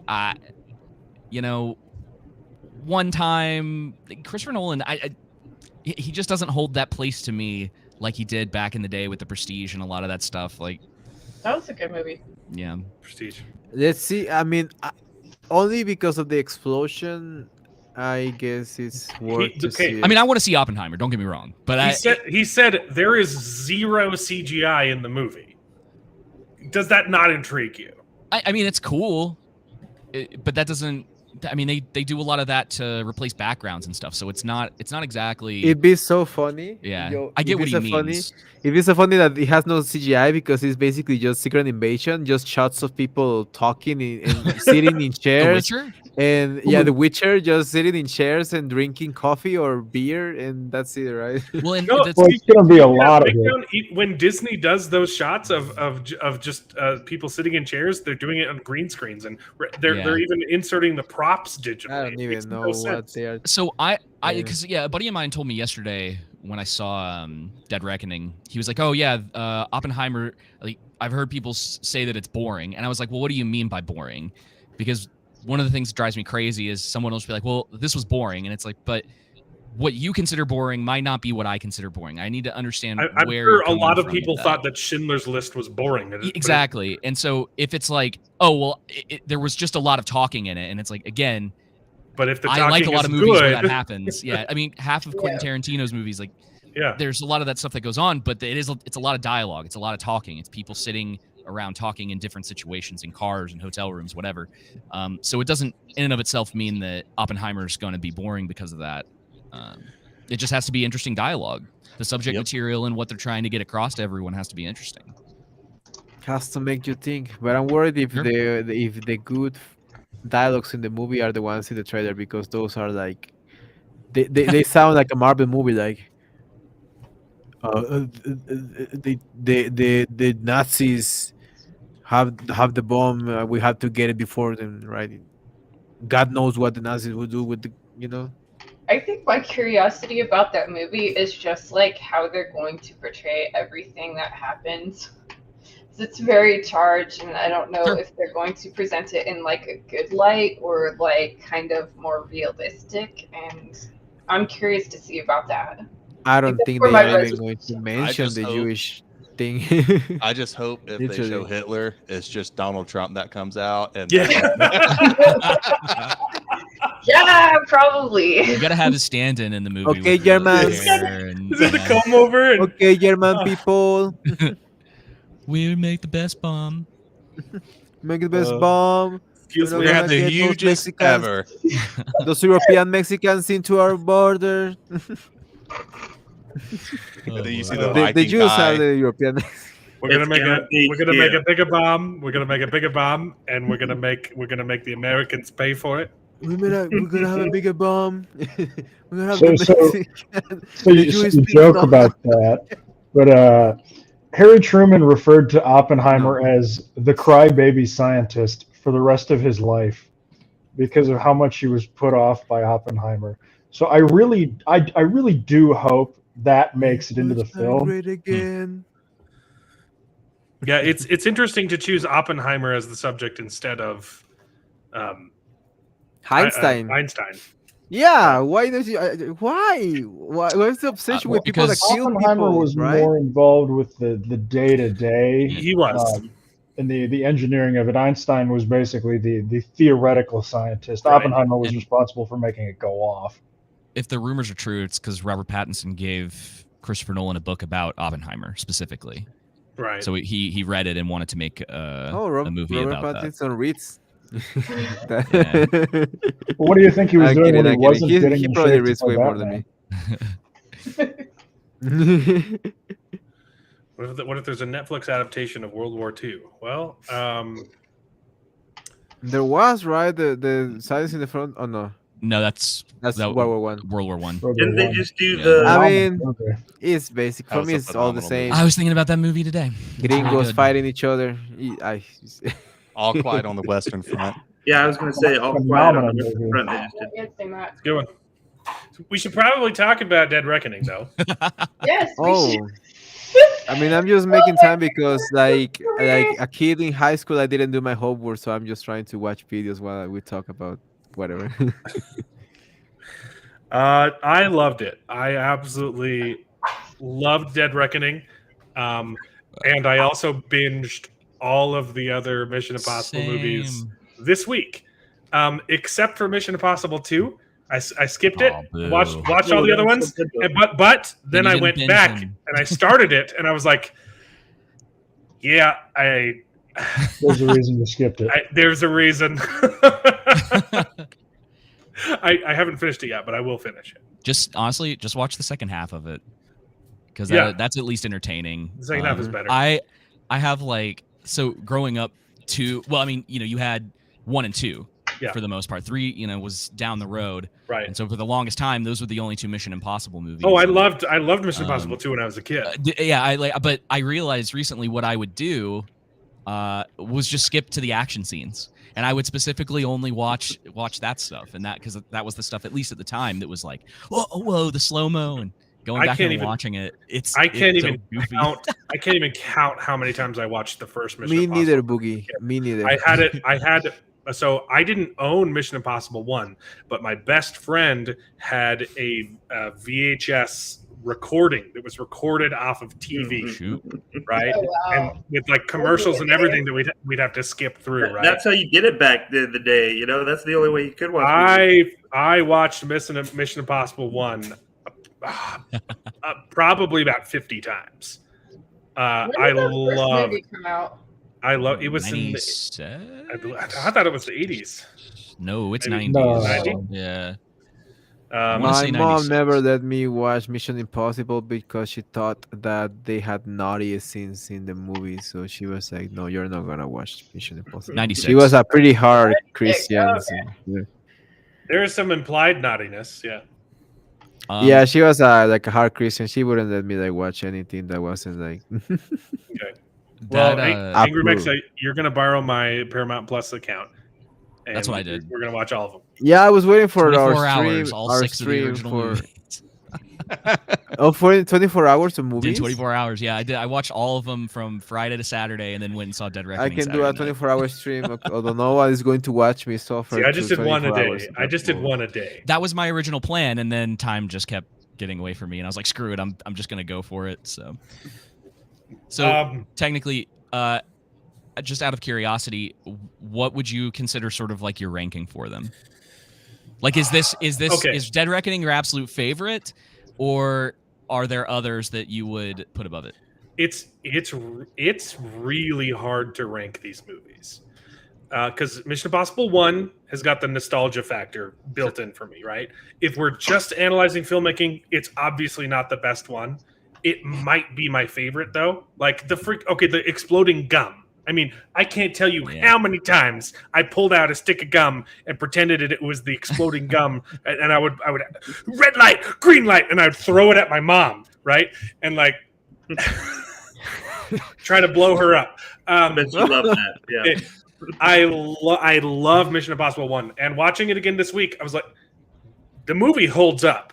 Like it's because there's not as much action, but the action that is there at the end, it's a little bit dated. You can definitely see, okay, it's a little bit cheesy, but for the most part, like it's a really, really good thriller. Is that the one where he hangs from the ceiling? Yeah. Or is that too? Like the classic breaking in and then it kind of does it too. That was exciting. Like I know I saw that movie. I've seen like other ones interspersed as they came out. I've never had like a huge like interest in Mission Impossible. I'm just not like really into those kind of movies. But yeah. But okay, if since you don't care, I can rank. Well, yeah, my suggestion would be just watch the first one and Fallout, and you're pretty much good. Yeah. If like you're really not that into it, and I'll go ahead rank them. Okay, so well, 2 is obviously the worst. And then 3, which I loved 3 when it came out. Philip Seymour Hoffman, man, it just I know it's good. More of the movie. It's 3, despite J.J. Abrams being involved. 3 is still a good movie, but especially rewatching it compared to all the other ones, there are so many J.J. Abrams isms in that movie that just like come on, why? There's so much shaky cam that just ruins most of the action. There's that bafflingly, I for the life of me, I do not understand why it's in the movie when he's breaking into the Vatican. He shoots his little grappling hook, climbs up the wall, disables the camera, lays on top of the wall, and then looks into the camera and says, "Humpty Dumpty sat on a wall." What? What? That's a real line in the movie, It's a line in the movie. bro. Ah! You So- guys get the worst part because I mean, the only movie I saw from the franchise is the third one because that's the only one we got in open TV. You know, in Right. Televisa, which is There's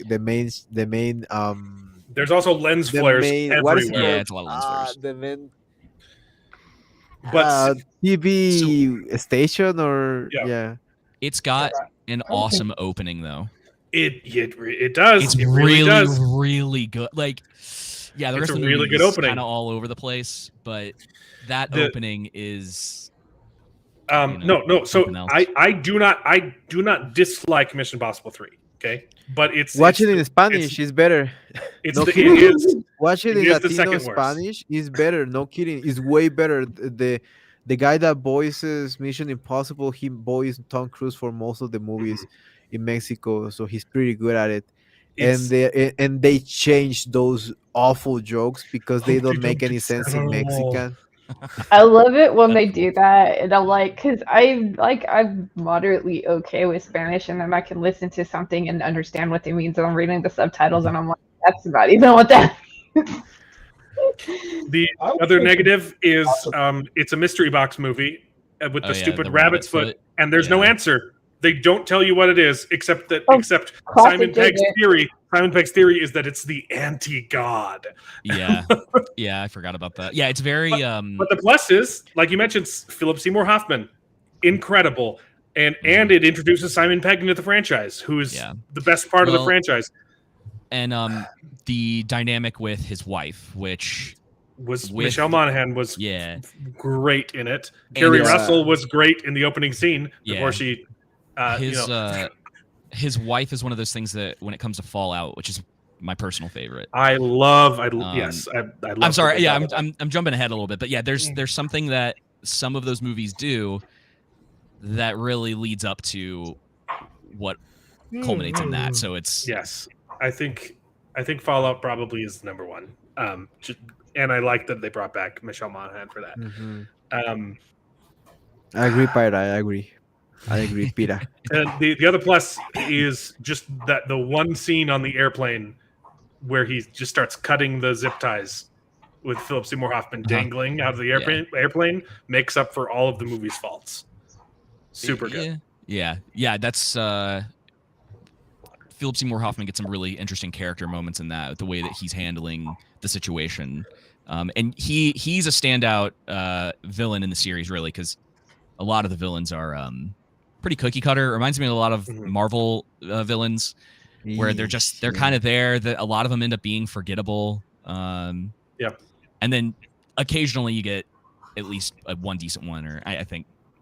what's Okay, the- can you guys tell me something? Because I don't remember Yes. this from the other movie. Is this like Gabriel like more built up in the other movies? No, No. no, he's only in this one. He's not a thing. Yeah.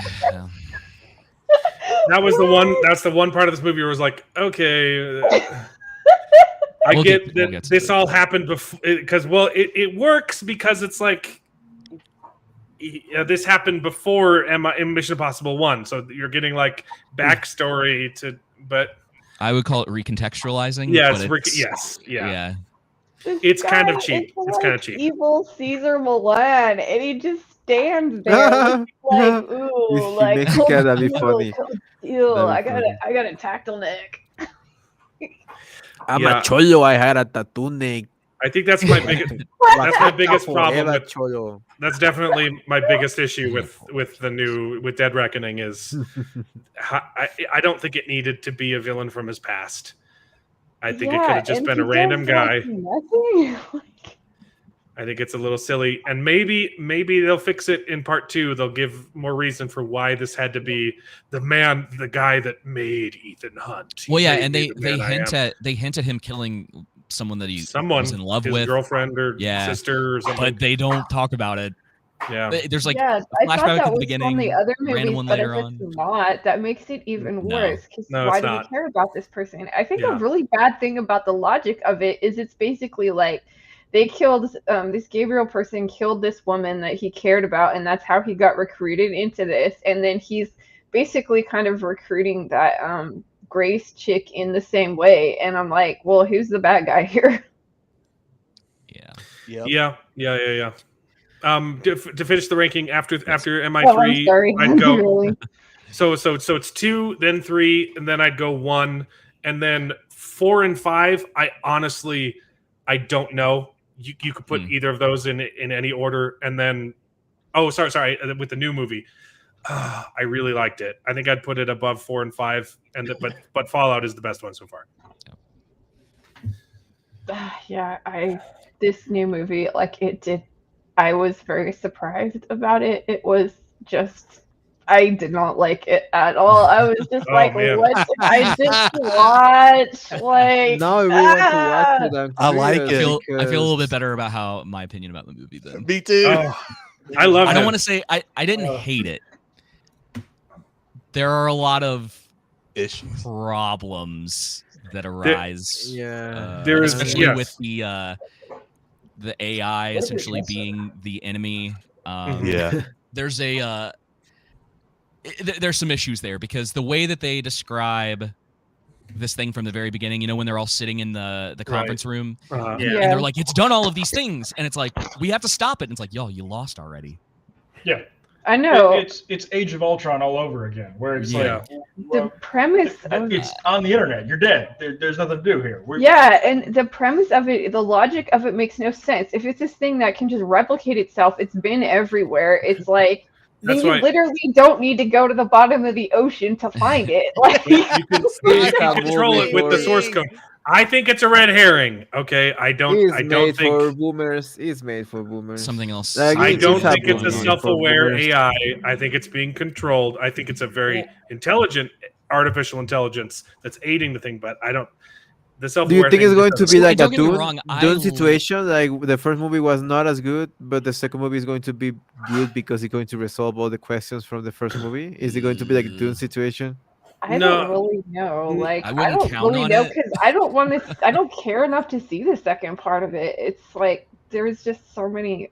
Like, I think one of my biggest problems with the movie was this Grace character. And she goes from being this like I am in way too deep and I don't understand what I'm doing to like I can't drive a car. I'm so scared to. I just picked a lock and like handcuffed your hand to the steering wheel. Like, you're either competent Left him to and die. you know what to do, or like you're not. Like it, and I don't think. I think it was just bad writing, not her pretending to be that way. But like, I don't know. Maybe she got an insulation or something. I don't know. Dehydrated. Yeah, she was just so obnoxious, and that whole little like the car chase that just went on forever. And I I've like like, the car chase, but I loved the car chase. It was weird though that they It was started strange. the car chase and then ended it, and only to go right back into the car chase. Yeah. I was with like, a little yeah, like they just traded cars. yeah. It was like we need a secure car, and then the next scene was we're just Yeah. in the chase again. I didn't understand. At least I it's think they were not definitely like going for the comic. It though. was all entertaining. Yeah. I just didn't understand the need for the switch in between, other than to they're in a small car now and it's funny. But She has to drive it. It kind of was giving me like Indy 5 vibes with that like tuk tuk. to be honest, that's actually I kind of thought the same thing. It didn't really I bother haven't me seen in this Indy 5, but regard. I've heard so much about it that I was Yeah. just oh like, no! what? So the If only- it's like Indy 5 levels, I'm not no, sure no, about it's it. not my nearly head- as bad as Indy 5. No. Yeah, my With the I- moto headcanon- taxis and the The- no. I thought it was silly that they shifted. shifted it, but I still loved the entire car chase. It scene. was Yeah. good. I agree. And it's I a think spy. It's a Indy spy 5 car. was Like you dumber, could but- assume that It was like got supercharged. some- yeah, that there's some, and I thought they were going to do more with that because he opens up the panel and there's all these Yeah, buttons yeah, and a little yeah. dial. And he pushes I know, one of them. I'm like, He'll do try something. out the other buttons, man. Yeah, and it's funny because it's not very good either. But There wasn't much of a payoff there. The last James Bond movie that came out, No Time to Die. Yeah. It's not very good, but the car scene at the The beginning car of that chase when- scene is it's good. really cool. And so that's when you've got a spy movie, gadgets are a big part of that. And it's kind of across the board with a lot of the modern spy-esque movies, but like they don't use gadgets the way that they should. Yeah, I think exactly. Ghost, It's like, yeah, where's the gadgets? Where's the excitement? This felt more like a kind of a Keystone Cops thing, like where Yeah. it's like Yeah. you're just Or driving down the stairs. a Jason Bourne more so than a James Bond, which I have Yeah. long been of the opinion that Mission Impossible has been a better James Bond than James Bond for the last Yeah. decade. It has. Mhm. So, Yeah, lean into James Bond that. was good before the new generation. Well, after Casino Royale, everything went downhill. Um, but it's funny that you mentioned that in the first movie is all these gadgets, the bubble gum, exploding bubble gum, and all those things.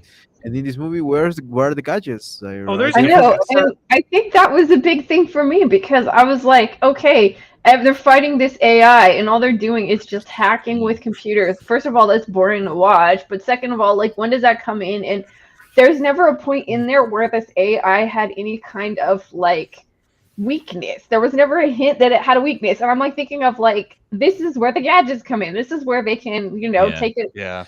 Oh, Shut like down it- the internet, like use Right. an electromagnetic device that'll like take out all the electronics. I don't know, like just use something like It would have been I An think- EMT, like EMT device, right? And- Like, Well, yeah, I think- EMP. There you go. Magnetic voice, yeah. maybe they'll do it. And I'm EMP. just jumping ahead for whenever it's an idea for the next movie, but they Right. hinted at this idea that they could use old tech Yes. and get Yeah, around a like lot at of the the problems. Yeah. And I was thinking about it today. I was like, it would have been really cool and smart if the last part of the movie you have Gabriel and he knows all this stuff is going to happen, and the way for them to get around a lot of that was like Simon Pegg's like, hey, here's all of this old IMF stuff. And they're pulling out the gum. They go back to doing certain. They just come up with all these old school inventions or whatever that they're able to use in order to get around the fact that they can't use the kind of technology that they were able to before. It's a problem with the two movie thing because Yeah. it has to set up, and I think it specifically doesn't show weaknesses because the first movie they have to show the danger and them discovering just how powerful it is, which I think they did a good job. Like it escalated pretty well with like the stuff that happens in the airport.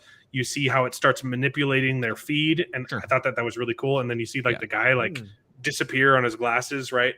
And then later on in the movie with the AI hacking the comms, I thought that scene was great.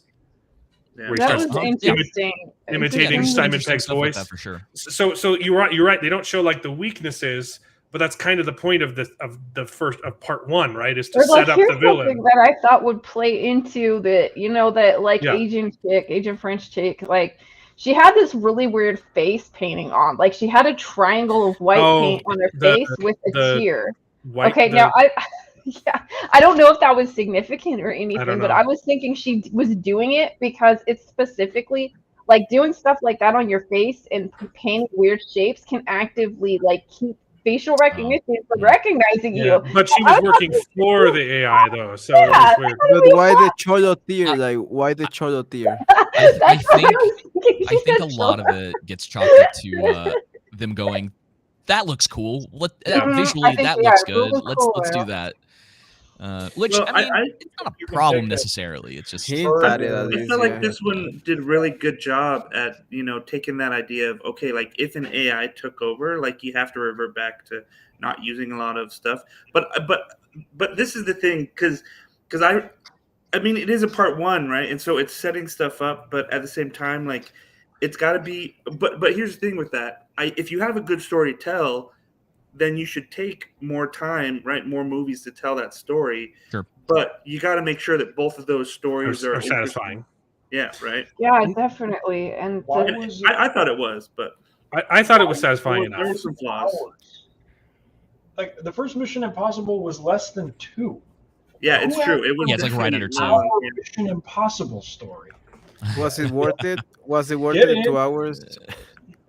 3 hours? No, it was bloated as hell. It could have been tighter for sure. There's Yeah. some stuff they could have cut. Can I why get was like Harry a Potter the main phone character? Well, yeah. Yeah, can I play my phone during the movie? Therefore, well, it's weird. I think I'm a little off my game with the time thing because Indiana Jones is almost as long, and so anything else recently has been kind of like, oh, all right. I feel like some of that I've given a pass, but yeah, I get it. It's what, 2 hours and 45 minutes, maybe a little bit 40, more yeah, than that. 240 Indiana, And yeah. even Fallout is 2.5, but that's like really tight. Like everything is very intentional about that, and it's weird because Fallout in a lot of ways is the exception to this franchise and not the rule. So what is it? The editing? Is it the editing? No, I don't know. I've always thought a lot of the editing in these movies is pretty good. There's I think it's either Ghost Protocol or Rogue Nation. There's an awesome shot where they blend the pan edit with this mist going across the screen, and it's like seamless. And I was like, dang man, that's so good. So there's a lot of stuff these movies. Protocol. Yeah, there's stuff that these movies do that are excellent. The writing isn't really always one of them. It's pretty not the tightest. It's not very tight. That's because how they approach making them is they come up with, hey, what's the cool set piece that we can do, and then they write the story around the set piece. Oh, I know that, which this movie didn't have, because I didn't feel like any of that action was that exciting. You both have a point, because the big set piece was the motorcycle jump, and they made a big deal in the marketing about the motorcycle jump being, Tom Cruise is actually going to do the motorcycle jump. To which I'm like, great, cool, but why are you making such a big deal about this? Ethan Hunt has done way wilder shit than this before with no commentary. We've seen this that was the problem. Like in real life, it is the most impressive thing he's ever done. But in the Mission Impossible franchise, he's done way crazier things. Like, I would argue even in Mission Impossible 2, when he jumps down the vent and has to have like perfect timing, and it's like there's something, or just the helicopter crap at the end of the Halo jump in Fallout. Yeah. It was just the meta got in the way. And it's I am impressed because like he does it in real life, but you are right that he's the character has done way harder things. Yeah. The other accusation that I have to make about this movie is it is absolutely 100% a mystery box. If there is not a damn good reason why the AI can't just destroy that key, this movie makes no fucking sense. Right. There needs to be a very good reason that they need to the bad guys need to plug that key into that submarine. Otherwise, what are we doing here? Blow up the airport with the key in it and move the fuck on. Right. And I don't think that's going to make any sense when we get into this. So I'm also a little bummed on that. Yeah, I'm definitely curious I'm hoping it's some kind of misdirect, but. Yeah, I know. It's just why the key? Why is it so important? If it just more of it just doesn't make sense. It's already out there. You can't bring it back, and you can't control it. I think that's so silly. Yep. Yeah, the fact that everyone thinks they can control a rogue AI is like, really? Really? I know. They specifically say that the rogue AI, it's like the more you try to control it, the more it works. The more it just learns. I have the key and the source code, then you can't control it, apparently, guys. But hey, they brought back Kittredge, and I loved it. I love the way that guy speaks. Okay. I like him as an actor. I mean, how did we feel about, oh my God, the IMF are actually bad guys? Like, which has happened like 3 times before. I know. I'm bored of it. And plus the whole murder on the Orient Express plot was a little extra. Everything with the 90-pound Asian woman. Okay, so with the trains falling off of the bridge. Was I the only one that was like, would we get to the fucking point? Like, I liked it. No, I liked it. I liked it too. It was like, it was so fun. Come on. That I'm scene like, was great. how many women have that kind of upper body strength? Like, the woman literally pulled up Tom Cruise and Haley Atwell with one hand with a fucking knife in her side. Are you fucking kidding me? Like, it's a stretch for sure. Yeah. And in a stretch for a series, that there are definitely moments that you're like, okay. Yeah, I mean, I could not do that, but Yeah. Does anybody have a fucking gun in this movie? I know that was my Yeah, that was decision. the last- I got a No. knife. PG-13, That's PG-13. Hollywood, IMF, yeah, it's but we Hollywood don't for carry you. guns. Dude, And it's weird because in the first movie, that's actually the very, very first movie. There's like only a few. And I'm not even sure if Tom Cruise fires a gun in the first movie. It reminded me of that Archer episode which is where they're really- fighting on it's top pretty of a interesting. train. Once, maybe. He Well, might he the- points Once one or he points twice. one at Points. the girl when she comes back into the room after everything goes wrong. They have a bunch of guns in Fallout. And they have a bunch One. in 2. Yeah, a whole bunch of guns in number 2. A lot of gun fired too. Yeah, I don't know. Some might say a little bit too many guns in number 2. There's definitely moments. I can't remember. I watched them all back to back. They do blend together a little bit. Yeah, But there are definitely some moments where people will get into fist fights, and it's like, you guys don't have guns. Like, you're supposed to be this like secret organization, or you're supposed to be this thing. And sometimes weird. they have reasons for it, like the bathroom fight scene in Fallout, which is wonderful because they're at a party. Like and there's one in that scene anyway at the very end. Yeah. Elsa, But like they would have been screened, right, with metal detectors. Yeah. Oh, that bathroom well, fight scene they wouldn't was have because good. they snuck in. Right. Yeah. So they should have had guns. You're right. Yeah. All right. Yeah.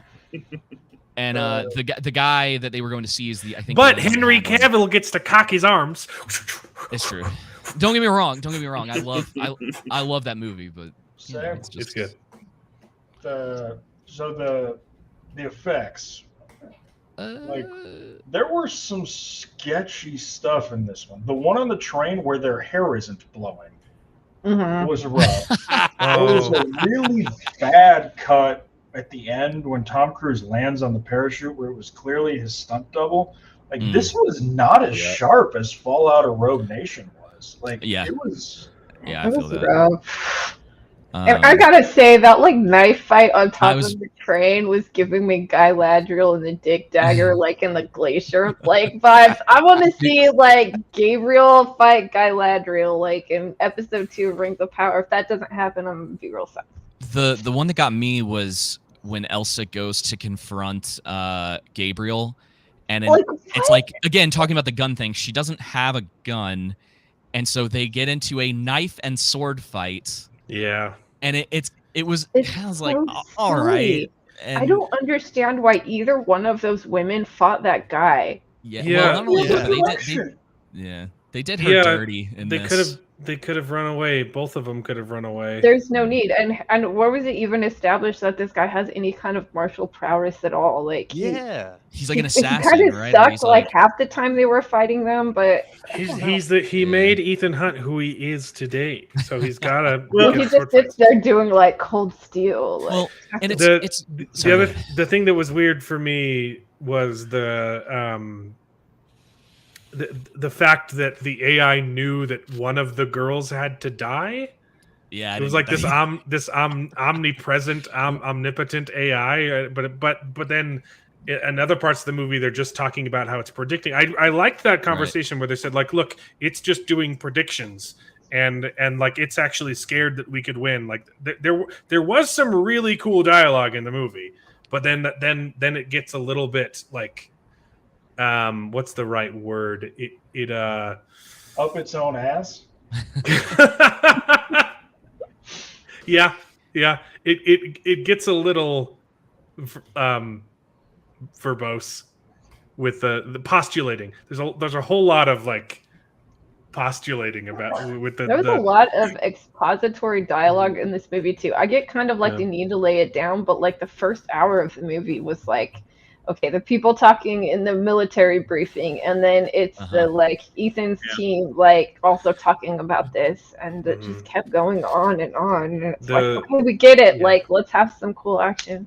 I think the movie definitely would have benefited if they cut it down, maybe at least 30 minutes. Take an hour out of that movie. Like, I think it would be okay. A tight 2 hour. You could have taken probably 45. Just get it down to where a lot of traditionally where they are. Because really, I mean, it was too long. Yeah, like Fallout rounds out those movies pretty well. It But almost Fallout, seemed like they weren't Fallout never expecting them to slows make down another though. one. Like Fallout is Yeah. long, but it's paced. It keeps going. It's like, I mean, the slowest part of the movie is like when they're in the sewers, but it's also like the most important part of the movie because it's like the big reveals and you know, they're confronting everyone, and when Simon Pegg finally gets to wear a freaking mask, you know, Right. and it's wonderful. Oh no, I guess he does wear it when he impersonates a Wolf Blitzer, which is in the same movie. But They okay, didn't. They didn't. Oh, that they didn't mention that he finally got to. Oh well. Yeah, it might be a. They went a an little error. mask crazy in that movie. Yeah. Yeah, they need Well, other but- tech Because they'd always made it a point that he always wanted to wear a mask, and he never got to. And so, and I thought that moment in the film where he impersonates the bad guy was the moment, but then he did it in the opening scene. Yeah, maybe it's a misremembering thing, but yeah, I mean, talking about there's one of the reasons Fallout works so well too, and it does a lot with the characters that you have in the movie. So Henry Cavill being in that, and I don't want to. Oh, man, Is that the only time he plays a bad guy? Henry Cavill? Yeah. Has he played a bad guy before? He's wonderful. I don't know. He's kind of a not great guy in the Tudors. I haven't seen that. So. Yeah. He does like that's early Henry Cavill. That's him. Yeah. But you get a lot of really interesting character stuff in Fallout that you don't really get in any of the other movies. There's a lot of here's random agent number 6 that is now helping Ethan on this mission that we'll never see again, and it's something that even Rogue Nation kind of falls into, and it's they do Elsa dirty in the movie. I mean, she's not only has she been in 5, 6, and now this one. There's this kind of unrequited thing going on with her and Ethan throughout that. Throughout all 3 movies, yeah. Yeah, and in Fallout, they sort of put that together. They're like, okay, that's kind of the direction that it seems to be heading in. Well, then we get into this one, and she's just back to doing the same thing she was doing I've never before. been to Venice. This is nice. Yeah.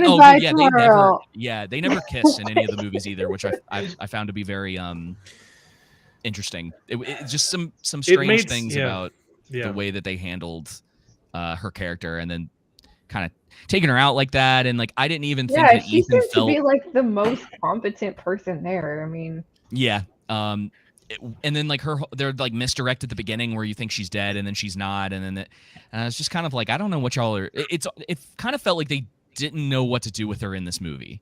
Yeah, it's like we have this new girl and we need. They knew that she. Yeah, Haley Atwell. We have the new. They knew that she wanted her to die, but they didn't know how to like send her off. Well, yeah. I mean, it quite literally struck me as, look, Elsa's getting a little long in the tooth. We have something younger and hotter to introduce. And I mean, I actually think a lot of that is also the problem with the pacing. You know, talk about like Fallout. Well, you know what they didn't have in Fallout?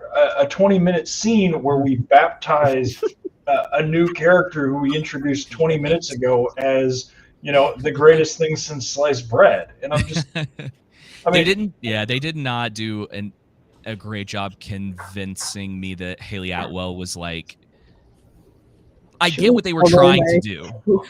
Yeah. But it was like, what was the, okay. So she kept running for she kept running away from him for most of the time. She was running away for too long, right? Like there was obviously a point where like, okay, he's clearly trying to help you. You can stop running away. I know her motivations were so bad. It's like she's obviously like, what does she have to gain by stealing this key back? Like the people that want the key from her want her dead. Money. She wants the money. But then when she can take the money, she doesn't. Like, because all of a sudden she has it was, you know. Hey, they could have better than Secret Invasion. That's Haley Atwell can act, and I would like to think that a lot of it is the way that they wrote her character, because it's kind of an interesting introduction. I really liked her in the movie, but she got frustrating. Yeah, and it just was like she doesn't have that moment. So like, I know not everybody really likes this movie, but the first Spider-Verse movie, you I get liked like that movie a lot, pretty actually. solid. Yeah, I do too. I really I like the character good. work in it. Miles Morales has like a really good arc that I would say you could parallel with Haley Atwell's character. That it's like he's kind of a nobody. Yeah. He comes into this world with all of these other people who are similar to him. And he makes like some massive mistakes. This is simple when you really get down to it. And ultimately he has the choice to make of I'm going to give up and it doesn't matter anymore, or I'll take on the responsibility of like the things that I need to do. He takes, Exactly. And they could have done that with Grace and it would have worked out very well, where it's like, okay, she's got some skills, she does have some abilities, she gets caught up in this crazy situation, and then by the end it's like, okay, I have to make that choice. And they kind of do that, but it doesn't seem like they want to commit with her fully. She's too like damsel in distressy. I mean, like there's this moment in like Attack of the Clones where it's like Obi-Wan and Anakin are talking about rescuing Padme, but she's already figured out how to get herself out. If she had a few moments of where she had escaped by herself or done something on her own and didn't need Ethan to rescue her, I would have felt like she was a lot more competent, but that never happens. It's always like the train stuff when he's like, hey, you'll figure it out. And she goes up to the front and he comes up later and he's like, so what's going on? She's like, I don't know. I couldn't figure it out. I think they tried to make the moment it wasn't like skill based. It was morality based with her deciding to not take the money. So that was kind of the moment, but it does not work as well. I would have had more respect to that, to her character. Take the money. Yeah, at that point, there's no reason why you wouldn't take the money. You can still just grab it and go. You know. I know that was so silly because every other time she has come up with that decision, she's always made the decision to take the money and to take the key. Yeah, and I know that she could take the key, and she sets it up so she'll get the money. So why didn't she go through with it? Because it could have just helped them in the end. Like, oh, look, we got the money. And she can fund this like rogue group for a really long time now. Yeah, because they're once again disavowed, right? Yeah, it does happen a lot, doesn't it? They need funds. No. I just remembered that in Rogue Nation, Ethan Hunt memorized a whole database full of money that was supposed to fund the syndicate. So he can just pull from that anytime he wants to. Yeah. They don't like to bring things over from the other movies. Oh, no. A lot of the time. Characters. It's pretty thin what they pick and choose to pull. Yeah. Just look at the Tom Cruise jumping off a mountain and go, wow. It's a good movie.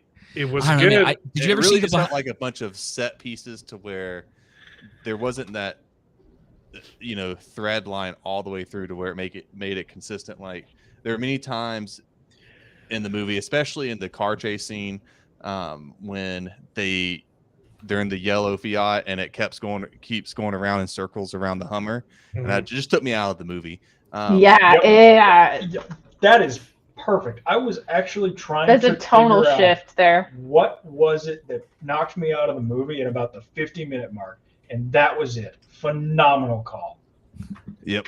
And it just like it was funny when they got in that the little yellow car when it came out next to the, I can't remember, but the really nice looking one that you're expecting it's going to be. I'm like, that's hilarious. And then when they have to escape and they're going down the stairs and you just see this little yellow buggy going down the stairs. I'm like, that's silly. I was like, okay, that works for me.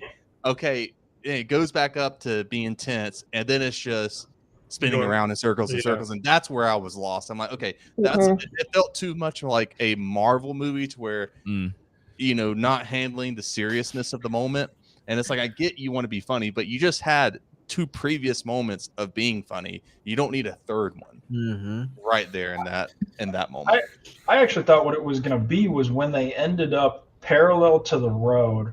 Right before they reversed into the tunnel, they had like the canal to their right. I thought they were going to back up into the canal, and the goofy little Fiat was going to be a super spy Hummer or a submarine / car. Yes. They were going to like drive down the canal or something. And then that didn't happen, and I was like, wait, Tom Cruise lost to Haley Atwell again? Like, come on, guys. Yeah, then it would have. If they did that, it would have made sense why they needed to switch cars too. But yeah, it gets a little silly, and it was obviously supposed to be played for laughs, but it does kind of break the And immersion. I wouldn't It's a mind, flawed but the franchise is a little inconsistent with what it wants to be as far as its tone is concerned. Yeah, the tone is just really weird. Because even the first movie has some humor in There's it, always been a little bit of levity, yeah, and it's fine. There's nothing wrong with that. It's just so hit or miss. I mean, like, is it? Or is it like Ghost that Pro- part, like in the end when he goes through and they're just throwing out like movie lines from other movies. Yeah. Like Ethan was doing that. I was just like, stop. What? There was Sorry, a part at what the end. part? Do you remember that part? I can't remember what the lines were, but there were like lines from like 3 or 4 really like memorable movies, and they just kept saying that, and I was just like, stop. Yeah, it was. God, what was it? Because it actually it reminded me of the Humpty Dumpty line from 3. It was almost like that. I'm trying to remember what it was. I only saw it once. Mm-hmm. But it was just one more little thing that kind of took me out of it, and it was, I don't know.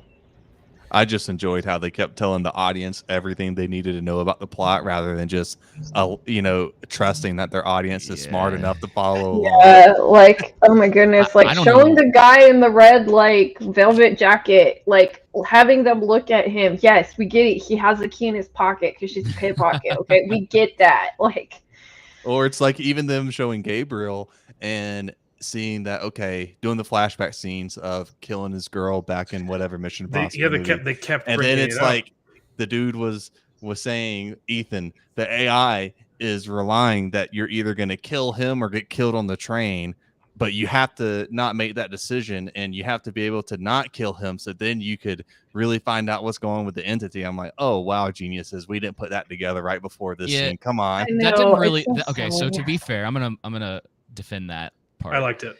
That didn't bother me. One, I like Ving Rhames, but two, so in context, he just lost the person that he was in love with. But they don't. Again, there's issues with the way that they handled that, but he's essentially there to be like, do not kill this guy, and he's trying to lay it out as clearly as possible for him. Like, you can't give in. We can argue if it's kind of clunky, but the idea is it's like they've known each other forever. Like Ving Rhames has been in every single one of these movies. Right. Like he and Ethan are as close as two people in this kind of like industry can get. Was he in 2? He is in 2. Oh yeah, he's like he's heavily in 2. He shows up at the end of 4 because I wasn't in this movie. End of end of 4 because he's in 3. The first 3 he's in pretty predominantly. But yeah, that's the thing about that is like, yeah, I understand. Like I think it's less in that specific scene of him being like, oh, we need the audience to understand what's at stake here, and it was very much for Ethan. But sure, like if it works to remind the audience like what's at stake here, that's fine. But I thought Ving Rhames' performance, especially in that point, because he's kind of all over the place. They don't always give him a whole lot to do. I thought it was weird too that he just exits stage left very quickly out of the movie at the end. I've got to go. He's like, I'll be back I'll be back in part 2. Yeah. I know. It's like, I got this thing, and he hands it to him. I'm like, why are you handing that to him? Like, yeah. A lot of the dialogue in this movie, to me, along with that, was just very cookie cutter. You know what I mean? Yep. Nothing. Just there wasn't anything memorable that stood out. Generic about this movie, like it was just like, it looks cool. Like that whole party scene was cool, but that could have been anything. It could have been James Bond. It could have been. Oh, that was a weird. It couldn't have been John Wick because the retarded people would have kept dancing. That's my favorite part of that movie. Okay, like what are they doing? I have a soft spot for John Wick because I feel like in our review of John Wick 4, we were talking. I think they're trying to lean into like some comedy in this when they're filming it, because a lot of the stuff just doesn't make sense. Why like you just said, why would these people just keep on dancing? Yeah, that scene specifically. I have a point to make about that, but sorry, Mark Clark. We started 2 hours early because I have to go like in an hour. I have to go in an hour. I can't stream past 8. And we're trying not to spoil like major things, but Sorry. it's hard Too not to talk about spoilers and talk about this movie. So you might have to come back and watch it after you've seen the Yeah, I'm sorry if we spoiled anything. Yeah, by Tom Cruise dies in this one. But yeah, because what I want to address, Horrifically. it's not spoiling the end of the movie, but it's spoiling a twist in the middle. This is a spoiler, so close your ears. But with the specific party scene and the reveal that spoiler, the AI was there the whole time. Yeah. I don't understand the point of that reveal at all, because I saw it from the beginning. I was like, hey, I saw the visual. Yeah. The strobe light was like, that's the AI. It's right there. Yeah. How come no one notices this? And then when he's like stands up, it's been here the whole time, but it doesn't do anything. I thought it was going to start talking. I know, it's like it's so sentient, but like it can't control anything. Like, why couldn't it control the train? Like, why couldn't it control? And that's why I think it's a massive misdirect, and it's not actually what they're telling us it is. To be honest, If I think it's a massive misdirect, it's awfully silly because it's just wasted like the entire like whole thing. If it's like something that should be misdirected, they can kind of find out pieces of it, and then they're like find out maybe in the second movie this isn't what we thought. But it's like literally the big bad guy. Yeah, here. it is. Yeah, I thought that scene was a bit ridiculous because it seemed like something Ethan Hunt would notice. Like, oh, hey, the entity's here. You know what I mean? Yeah. And it just when he stood up and it's like you have all like around the us, I'm like Windows 95 starting noise like blaring over in the visuals of this club, and you don't notice that. It's like it's literally the LA like bowl thing that just released in Las Vegas. I meant not LA, yeah, but that's creepy. it's like it was that noticeable as soon as the scene came up, and it's like, you mean to tell me Ethan Hunt didn't notice it, and he's supposed to be this high level ghost operative? I guess the audience had seen it and he hadn't though. So we knew what it looked like. I guess my question that makes sense.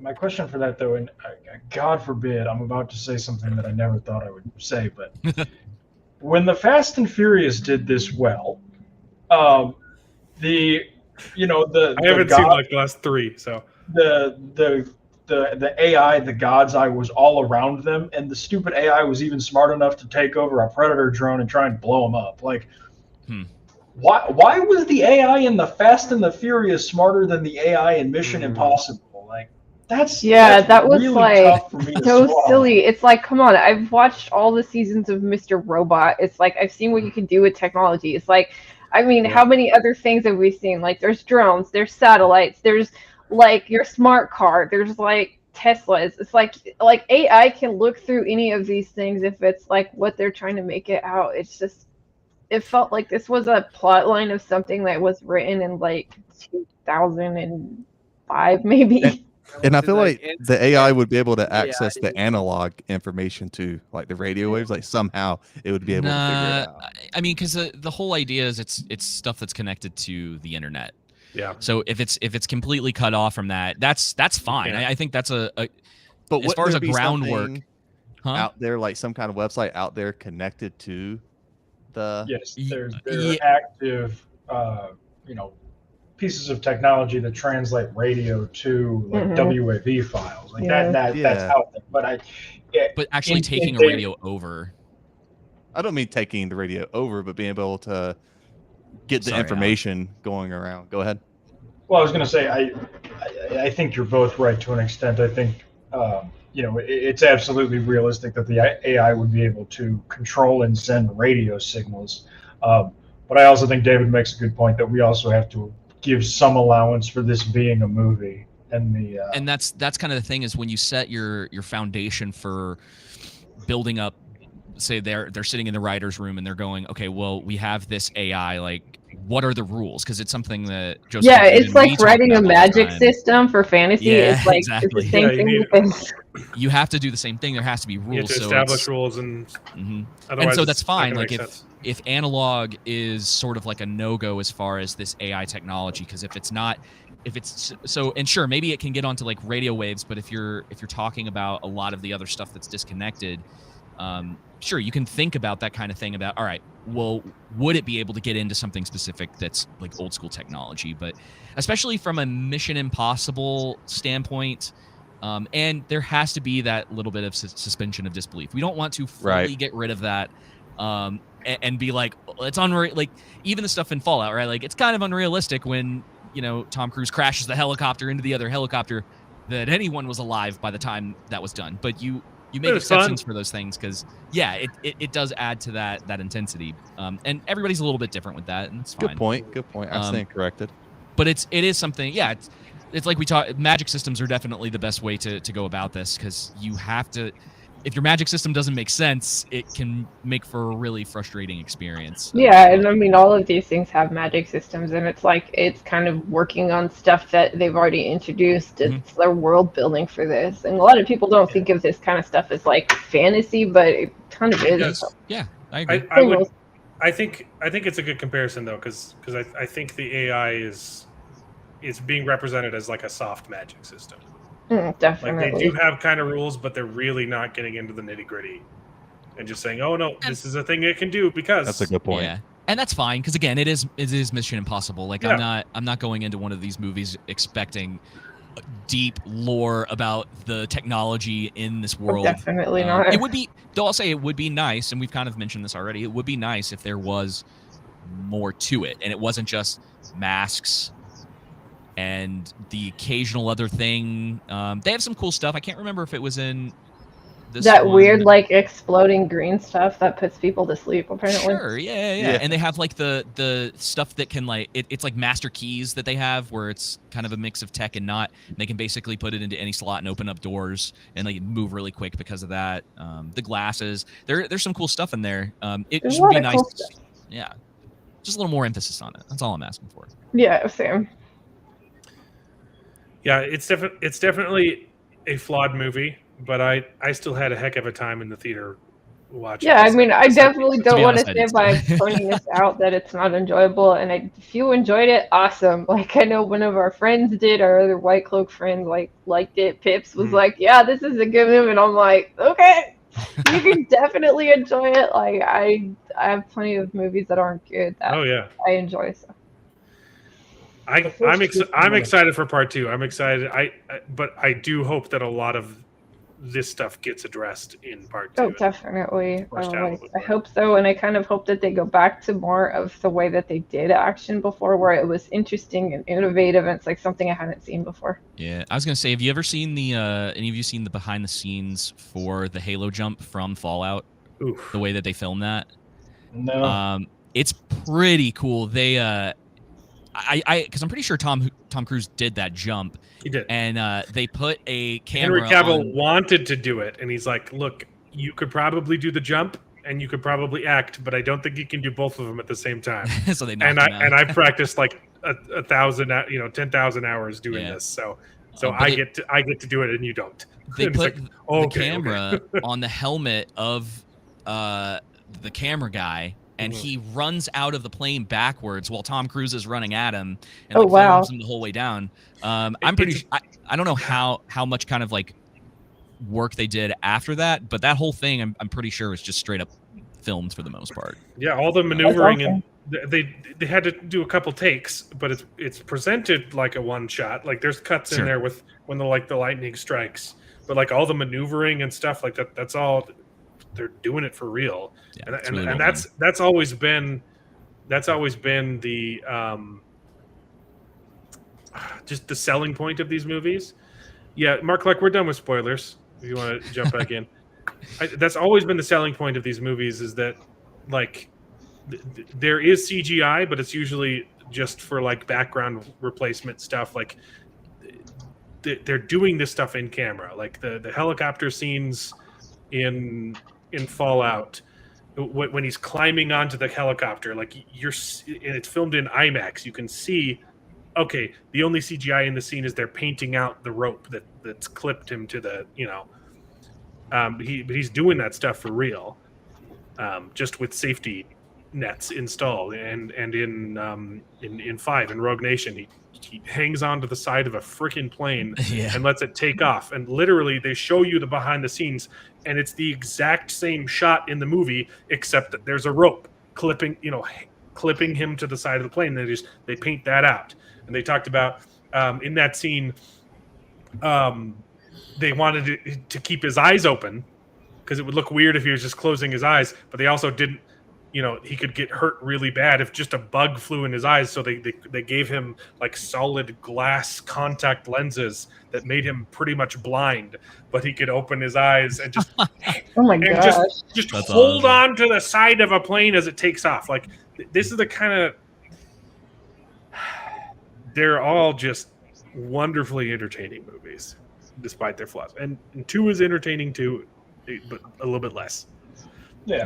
Well, I guess, when you talk about something like this, does your meta knowledge of the cinematography Absolutely. technique so that Absolutely. does see, because It makes me enjoy it more. Yeah. Okay, because my issue, one of my issues with this one was the big jump, and for me, not really taking into account that meta knowledge, it kind of bummed me out almost. And then it had the convenience of him just happening to go right in through to save her, and then it took another 15 seconds for the thing to open up to take out the other guy, and I'm just kind of like, really? Like that's how it Yeah, is. the whole you can have a coincidence to get into trouble, but you can't have a coincidence to get you out of trouble, and that happens so many times in this movie. Yeah, but if you're taking the meta knowledge of how it's filmed into account, Oh, yeah. and I'm impressed by that, I can see how that wouldn't knock it in the same way that it did for Oh, me. yeah. And I think that's a legitimate take. Yeah, it definitely makes the movies more enjoyable to know that to know the behind the scenes for sure. Since like, I mean, he's always done like most of his own stunts, but I believe he started producing the movies since number 4, and that's when he's had more control and like, hey, because with 3 he does some impressive stunts, but they're cut like crazy, so it's not even impressive when he swings from building to building.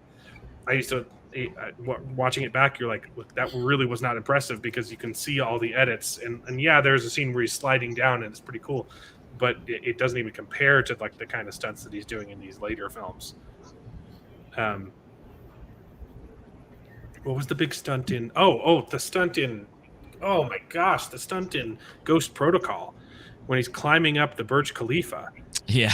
And that is one of the greatest scenes in cinema history. With the suction cup things, right? I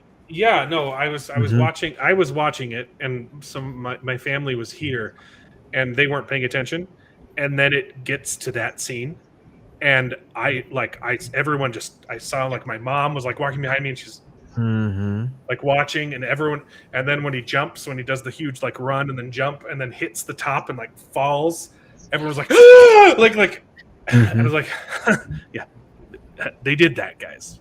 They did that, except he was on a rope. Yeah, that was so crazy. Cool. It's just nuts. But man, I just want to say that I'm gonna have to call it because I gotta go get ready for work for tomorrow. But man, I appreciate having me on. It's been fun. But I do want to say that was a crazy scene. I remember seeing that movie theater, and that took my breath away. And the fact that Tom Cruise is 61 and doing his own stunts, and also that he just made a movie that it didn't preach at you. He was just trying to tell a story. I mean, hats off to him. It wasn't my favorite, but it wasn't bad either. Just before you go, I'm curious what everybody thought of this. Did everybody get the little thing at the beginning where he and the director what did you guys think of that? It wasn't as good as what he did in Top Gun. No, okay. It was pink is not his color. Yeah, okay, that is one thing that needs to be discussed. We're talking about the content of the message. Hey, no, that's fine. Hey, I just was like, he looks really bad in that color, and it just made him look so bad. It's funny because there's actually the meme of him in that shirt with that haircut, and it's from like 2 or 3 years ago, where it says, "When did Tom Cruise turn into a middle-aged lesbian?" And it's dead on accurate. And so they needed to not let him do that. But content wise, it was quick. Like, Yeah. I feel like the Top Gun Maverick one was like 2 minutes, and it was quick. And I don't know why the director was there either, other than like an ego trip. Mhm. It was because fine. he's done the last 3 of them. Yeah. I think it's kind of cool that he did it, but at the same time, their audio was really weird, which I know is like a very, but it sounded like they had like a shotgun mic in the room and they were just like, hey, just talking to this real quick, say thank you and we'll move on. It was it was like an afterthought, and I'm like, you can do that once and it's cool, but like, don't let it become a gimmick, because then people Yeah. won't. Well, and that's the other problem. It's also been diluted because of all the other people doing it, right? They trot out Harrison Ford. Oh, please go see the Dial of Destiny. We made it for you. I think that's what I'm told. We made it for the fans, and you got like Ezra Miller, or not Ezra Miller, the Blue Beetle guy doing it too. You're like, okay. It'll be the new after credit scene. It's just going to be in front of every movie now. The director and the main actor. Thanks, guys. So let me run this by you. But I think Joseph, if you need to go, thanks for coming. Yeah, thanks for talking to us, Joseph. Yeah, I had fun. It was a blast. Yeah. All right, run it by us, Alex. Do you have anything to plug other than your channel? No, man. I'll let David do the plugs, and it's all right. The intro. It's on you, David. The king of plugs, baby. Fine. All right, run it by us, Alex. I think it's time to bring back the bow. You go see a play. At the end of the play, the entire cast comes out and does a big bow. Yeah. I think it's time for movies to bring that back. Rather than at the beginning say we love you guys. Just at the end, everybody come out, do a bow, and then give a minute speech about we love you so much. We're so proud to put this on for you. Or just do the whole, like, a big cast photo and everyone says thanks for coming out and watching our movie or something like that. I don't know. Or just not do it. Like, I wouldn't hate it. No. Just make good movies. That's the answer. We'll thank you for making a quality product. Exactly. Because I get it. I mean, I think there's something to certain people in that industry maybe are beginning to understand that they pushed a lot of stuff too far. They pushed a lot of us away. The hatred towards people who, paid their checks for, years and years. And so Tom Cruise he tends to be considered the last like A-list actor in Hollywood. At least from our end, a lot of the time, that's how he's kind of referred. And so I get why he's doing it, because I think to some degree he knows it's like, well, they're signing the checks at the end of the day. Like if, they don't go to the movies, then Top Gun Maverick doesn't make $1 billion+. And, so I don't know. I get it. I mean, I hope that they're at least somewhat sincere about what they're doing, but at the same time, it's like, I don't need it. Just start the movie. Like, let's get into it. Like that's what we're here for. Yeah. And especially now that trailers take 45 minutes. Just get on with it. Oh, it's the worst. This is actually the first time, though. There was quite a few things that they showed in the theater that I was like, sweet, I kind of want to see that. Usually it's like, I don't care. Let's move on. But I think I'd seen all the trailers. I don't remember if there's anything new. I just hardly watch trailers anymore. I'm just like, sounds good. Let's go into it. I like the trailer. You mentioned the creator. That one was pretty good. It looks okay. But no, I think what's starting to happen is everybody has realized the movie starts 20 minutes after the listed time.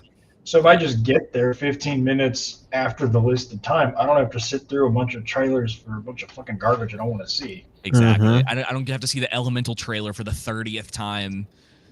Oh my gosh, that movie looks so horrible. It's so bad. It's so lazy. That the definition of that movie is lazy. Never bothered to watch it. Yeah, I didn't either. It just has no heart, so it doesn't matter. Disney has no heart. My computer keeps falling asleep for some reason. Yeah, I still really liked Dead Reckoning. I totally admit that it has flaws. It's not the best Mission Impossible movie ever, but I'm still really looking forward to part 2. Oh, and that's fair. I'll go see part 2. I might even see it opening night. Just I What else am I going to go see? I haven't been able to recommend a movie to people in a while, and so at the very least, especially for a lot of people that aren't going to be looking at it the same way that I typically do, I'm just like, yeah, you'll like it. Just go see it. You're gonna enjoy it. You'll have a good time. Because I don't know, like Indiana Jones definitely wasn't that. I don't even remember what I saw in theaters before. I watched it with my Spider-Verse was all right. I watched it with my 2 younger brothers, so an 18-year-old and a is he 14? No, because there was a gap. So he's like 12. 18-year-old and a 12-year-old, and they loved it. Yeah. My dad would like this movie. My mom wouldn't. So it's like, you know your audience, and yeah. Agreed.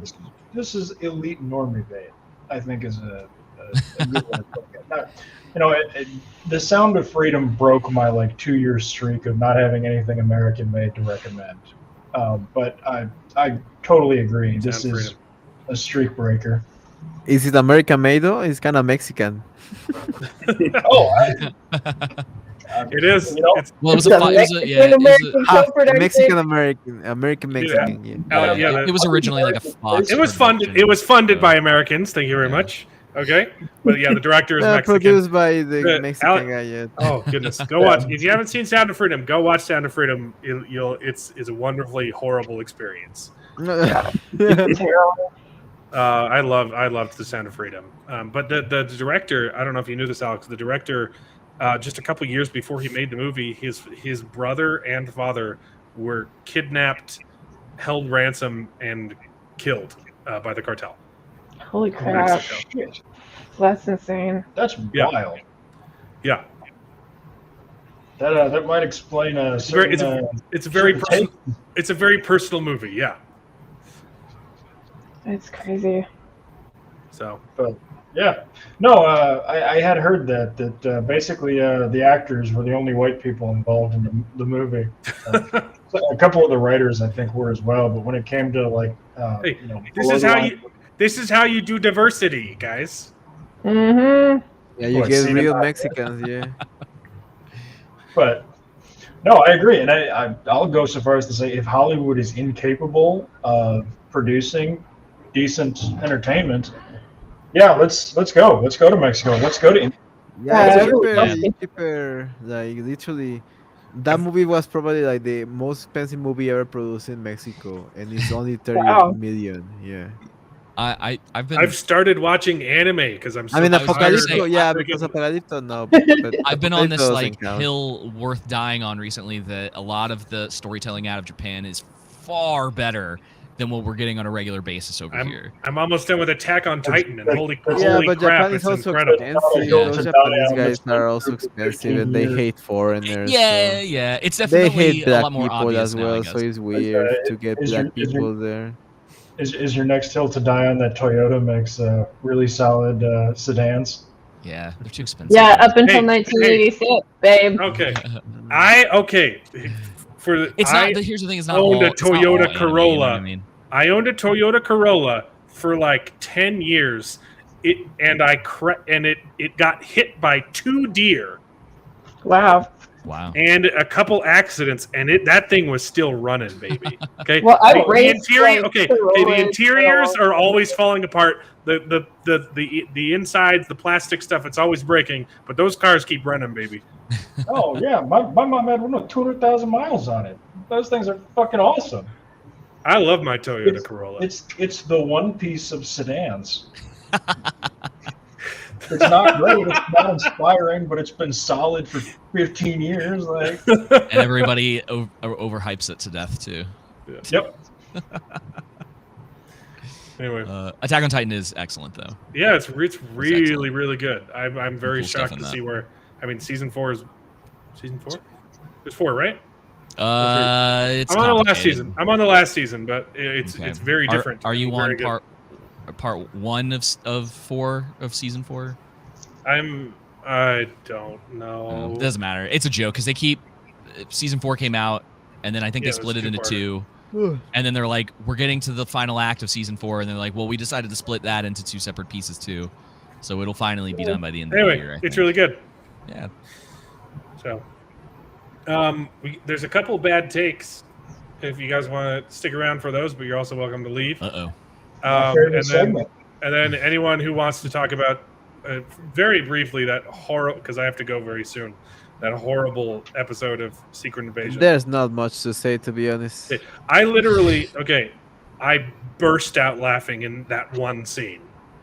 If you've seen In the it. end, Right at the end, yeah. Oh, It was so funny. It was so not the very end, but okay. Oh yeah. Here are a couple bad takes, real quick. Here, I'm gonna have to head out, but all right, head out. It was a good stream, guys. Hey, take care. You have a good one. There's a couple Wheel of Time bad takes. all right. Let's do some bad All right, takes. here's some bad takes. Screen Rants. Bad takes. The Wheel of Time season 1 finale's controversial book change will make future seasons more faithful. It's okay, guys. It was bad on purpose so that it'll be trust me, it's going to be better. We pissed all over the lore so that we could honor it in season 2. We're making the show that Robert Jordan couldn't write his reasons. Because the Forsaken will be better without the other villains from the first book, which were Forsaken. What? Right? I don't know. It doesn't make sense. I don't know. They don't make sense at all. They know they have to come back, right?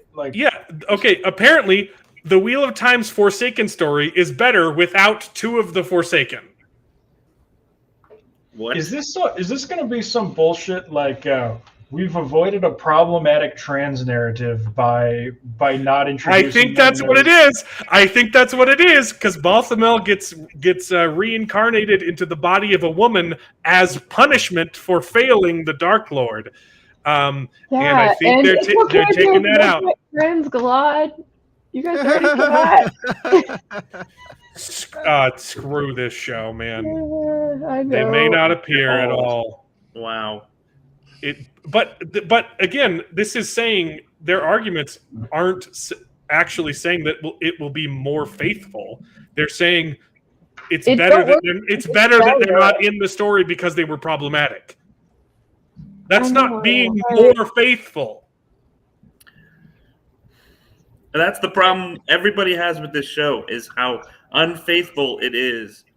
And taking key characters is not going to help. And how none of these changes make the show better. I could see just for clarity and stuff, maybe taking out these characters because of time constraints and they don't want to introduce the Green Man or whatever. I could understand that, but trying this take, I can understand the Green Man too. Yeah. This is silly. But look, their argument is the opposite of the headline. They're saying, look, it's better. We're not going to have 13 Forsaken. We're only going to have 8, and they can focus on them and make them better. That's not being faithful. Look, I accept that that's an argument, and in adaptation, maybe that's something you could change, because 13 is a lot of character. I understand that argument. But that's not what you're prefacing. Screw you, Screen Rant. That's terrible. Screen Rant, man. You gotta be watching some of these Prophet of the Dragon videos. He crushes these. Oh, I love him. He's great. This is Steve, man. Right down the middle, knock him out of the park takes. But it's okay because here's 10 Wheel of Time season 1 moments. I'm like, where's this scene, guys? Where's this scene? This was pulled straight from the book, guys. Crackhead Matt. Rand discovers the truth about Tam. Completely different in the series, and it was totally ruined. Not pulled straight from the book. Shut up. Moraine recognizes that Egwene can channel. I guess. Sort of. Kind of. Sure. We'll give him that one. Ton rescues Rand from a fade. Technically, what? That's incredibly generic. He does rescue them from a fade under wildly different context, and I don't think that Tom showed up in the show at all. But whatever. And this is the one that ticks me off though. The Rand versus the Shamael was pulled straight from the books, guys. It really was, except that it's completely different. The only thing pulled from the books is that they talk to each other before they fight. These are characters that existed, and they had a conversation. So and they confronted each other at the end of the book, but the confrontation is completely different. Min's introduction. Wait. Did that say? Does that say? Apart from being shown visions of Egwene, knowingly channeling the one power for the first time, that's not accurate. Yeah. Okay.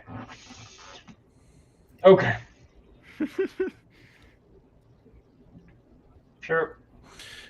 Knowingly channeling, sorry. Yeah, they're saying Rand, not Egwene. Yeah, no, Rand had channeled before.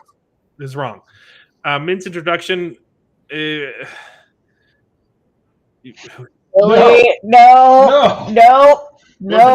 Completely different city. No. It's also totally different city. It's a completely different circumstances and a completely different character because that's not Min. It's another turning of the wheels, guys. Moraine explains the history of the Aes Sedai. Sure, I guess. She tells the weep for Manetheren story, which just can you make something so exciting be any more boring? Okay, but that's not the history of the Aes Sedai. That's the history of Emond's Field. Yeah, seriously. That's not what it is. That's a different thing.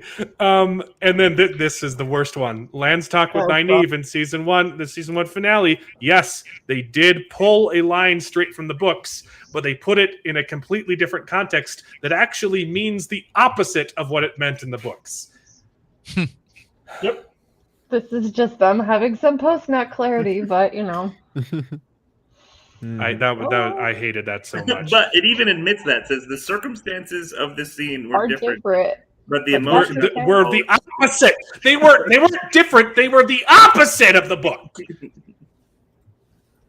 Yeah. That's not from the first book, right? It's from 2, 3.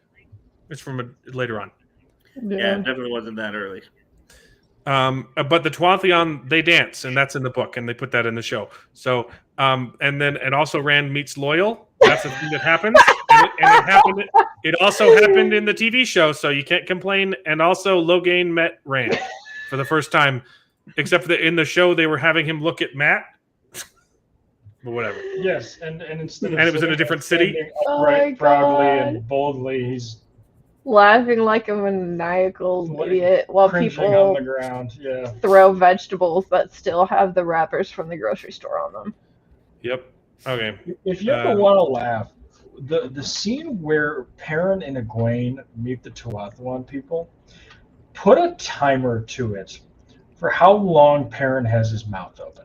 Yeah, he cracks 2.5 minutes. Or the continuity problems they have with the direction of the sun and the direction they're traveling in. Amateur hour. Yeah, this show sucks. I couldn't believe how many just straight up production errors that are just basic stuff like continuity that I saw in the show, like lighting problems, like camera direction stuff. Not quite as many as there were in Rings of Power, but yeah. I think it was somewhat more competently made in there with continuity. I didn't see straight up I've never seen in an actual thing that was put on television someone messing up the direction of the camera. It's easy to do unless you're paying attention to it. But you're following characters and you don't think, okay, the sun's on this side, now the sun is on that side. Yeah. Replacement of rocks, it was just a mess. But either way,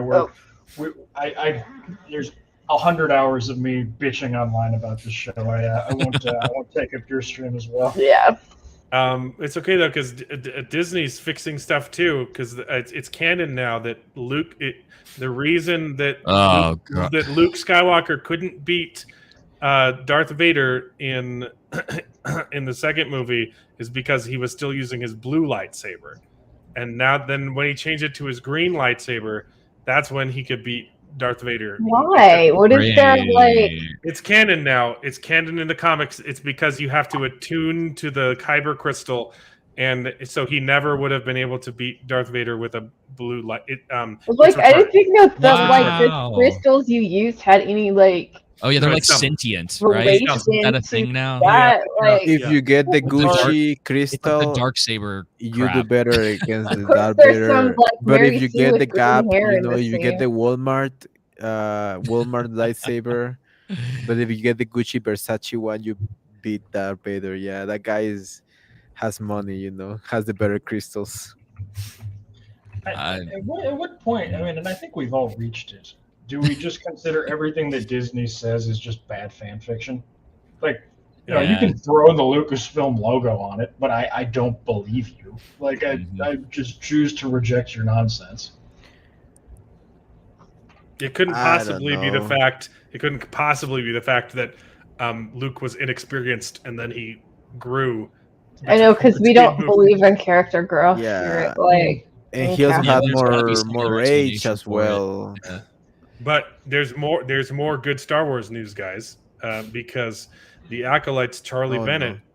claims he never believed that he could play a Jedi because I was not reflected for so many times throughout these films in the past. Who is it, the trans one? Because there's never been black people in Star Wars ever before. It's never happened. Wait, so does that mean that like Mace There's- Windu is just like a He's like- Padawan or something? Yeah. this just seems like, I did a really interesting interview with Cameron Pasha, and he maintains that this is not in production, and this is just what's her name, the like producer of this making like fake stuff and posting it out to try to basically blackmail Disney into like funding this project of hers. And this kind of just is this like the same kind of thing. It's like, okay, show me the receipts or something. Like when they say all like I'm getting hate mail or something, and they can never, it's just random, all those alt-right fans or something, they're racist or whatever. Like it's just bullshit. No, they never show receipts. No. Well, the receipts they show most of the time are like anonymous accounts, and it's like, you suck. Yeah. Okay. Great. Like all right. something that you could have just made up or something. Yeah. It's easily could just 5 be there minutes for, on Photoshop. Yeah, it's not hard for sure. These people they're not fans of Star Wars. They've never watched Star Wars. To be fair, I'm not a fan of Star Wars anymore. So.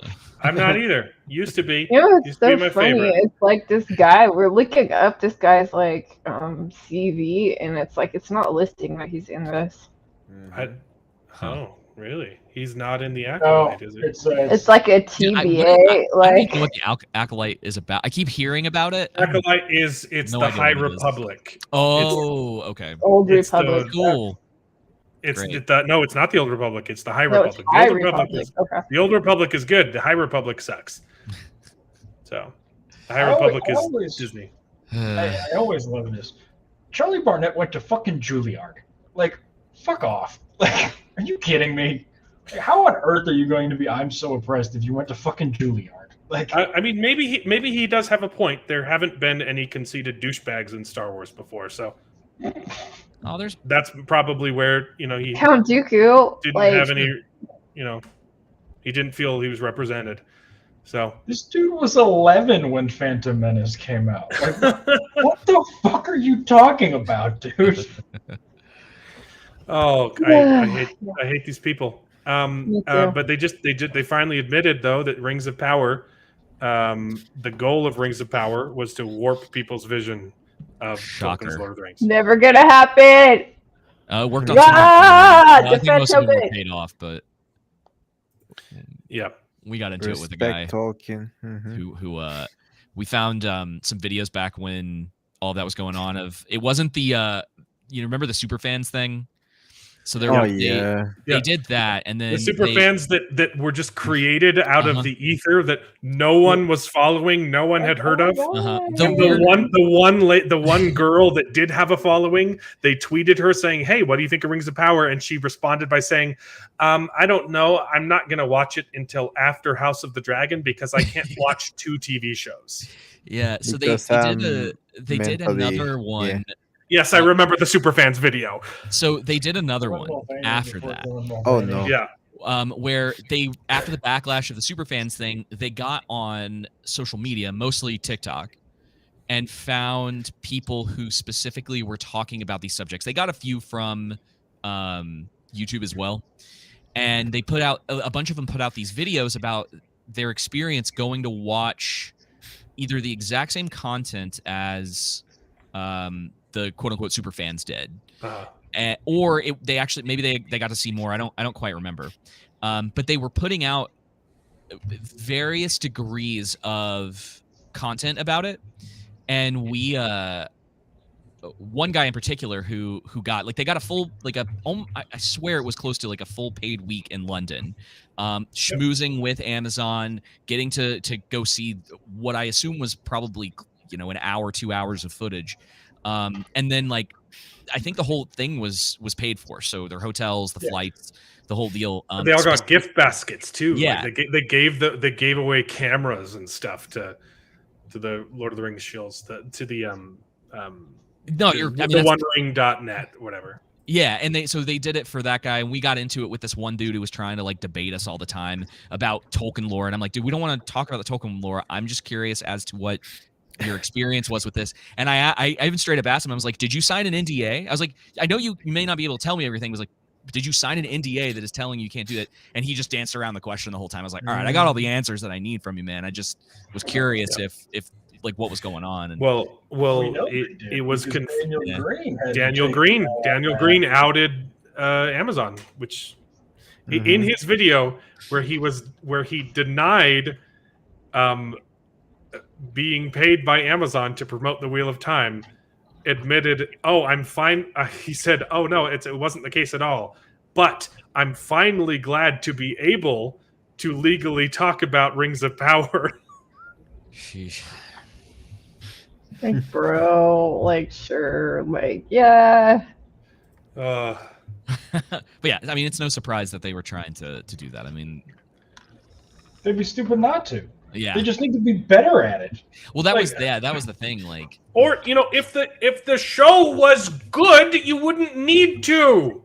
And that's part of the problem, is it showed them as liars, and then they were dancing in circles trying to get around the you know, and like I tried to keep up with some of them afterwards to see what kind of reviews that they were putting out for this stuff, and they'd always specifically talk about like lore elements, or like, oh, this person showed up or this person did this, but then it was the question of, hey, well, what did you think about the fact that between episode 1 and 2 there was clearly this big battle up at the elves headquarters, or the tower they were staying at, and we didn't see any of that? You know, and so there's all sorts of stuff, and obviously it was completely disingenuous, but it look, for the most part, most of us on this panel enjoyed Mission Impossible Dead Reckoning, right? And we just tore it to shreds. Yeah. Okay. We were complaining for most of the conversation, and we liked the movie. Yeah. So for all these just disingenuous people who got paid to shill for Rings of Power, who all just repeated the same script, like, you think we can't see through that? Yeah, because we speak the truth, right? I mean, we try to be true to ourselves. It's just so obvious what they were doing. Yeah. Anyway. Can't wait for season 2. Secret Invasion. I can't wait awful. for season. Secret Invasion was awful. That scene where they shoot each other had me laughing so hard I had to pause the show. I almost forgot to watch the show because I was watching all the Mission Impossible movies. I was like, oh crap, I gotta go watch episode 4. It was hot garbage. I don't understand what the finale of episode 4 was even supposed to be. They got into a gunfight, but they didn't want to actually kill the guy that they were supposed to be pretending to kill. It was just for show to frame the Russians, but then they stayed around for way too long and left Kroll bodies. So it's obviously not the Russians. So I don't understand what any of it was for. And also, I just can't get past that scene where Nick Fury and his wife shoot each other. because Oh, I it's still geez. can't get so over funny. the whole, It's like, so funny. It's the funniest. Yeah, yeah. If I laugh so hard, yeah. Oh I'm my still god. stuck on like Black Panther, where okay, we have this alien race like just invaded Earth, like in the last Marvel movie before that, like, and we have like a society that has high advanced technology that could have protected Earth, but they never did. Hmm. I mean- And Rhodey's not just a scroll; he's a woman. Oh, did they I- confirm he's actually a scroll? Yeah, he's a woman. He's a Oh. female scroll. Awesome. Right. I Love cannot it. emphasize Love to see it. how Anyway, much I'm gonna head out, guys. See ya. hearing about this Uh, Yeah, show. have fun talking Secret Invasion. I haven't watched it. Hey, take care. Yeah, like, and that's Yeah, that's don't watch it, but do this experiment. I, you know, dare you to do this experiment because this is so funny. I watched it once, but I didn't really put any attention to it.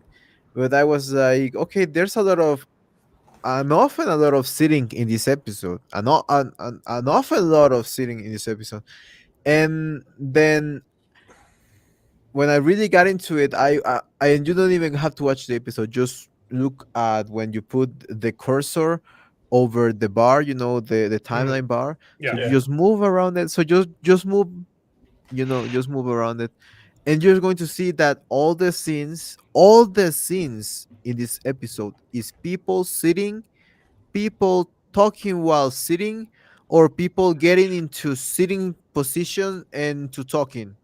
That's it. That's this episode, literally. That's this episode, the entire episode. That's what happens. You Yeah, have I to really love do the experiment. It's so funny, and literally, a scene by scene is literally sitting. The first scene, people sitting in a bar. The second scene, people in a church sitting. Everyone is sitting down. It's all people just sitting down, looking sad. And the only time there is not people sitting down is in the ending, right? When it's like, you know, the fake. It was so confusing for me. I was like, why are they even doing this? Like, what is the reason behind all of it? This doesn't make any sense. I love hearing about these Disney shows because it's like listening to like a Narcotics Anonymous session. Where it's like there's nothing that I didn't believe. You know, A you told me confession with the father, yeah. I mean, well, you know, what is it? Rhodey is now a female Skrull. I mean, that's the Yeah. equivalent of, you know, my crackhead brother stole the couch and sold it for drug money. I'm like, really fascinating. Like, Rhodey's a Skrull. Like, it makes Oh. me kind of sad, but I'm more just like, wow, So when, you're that crazy. out of curiosity, when did Rhodey get replaced? Did they? No answer idea. that? So Absolutely okay, no. there were people. I think they're saying since Endgame. Oh, see, okay, because a lot Or- of people were theorizing that it might have happened in Civil War, and that he actually died in that crash. Yeah. and then he got replaced, and that's how he was able to. It's the quote-unquote kind of recover. twist that That just it takes from doesn't the make character. sense whenever you choose it. I guess like, that's too highbrow for. When we get to like fake out deaths and like secret love till being like, I'm out. I did. It's too much. Yeah, I think Hawkeye was the last thing I watched. It was I bad. think. I hated Hawkeye.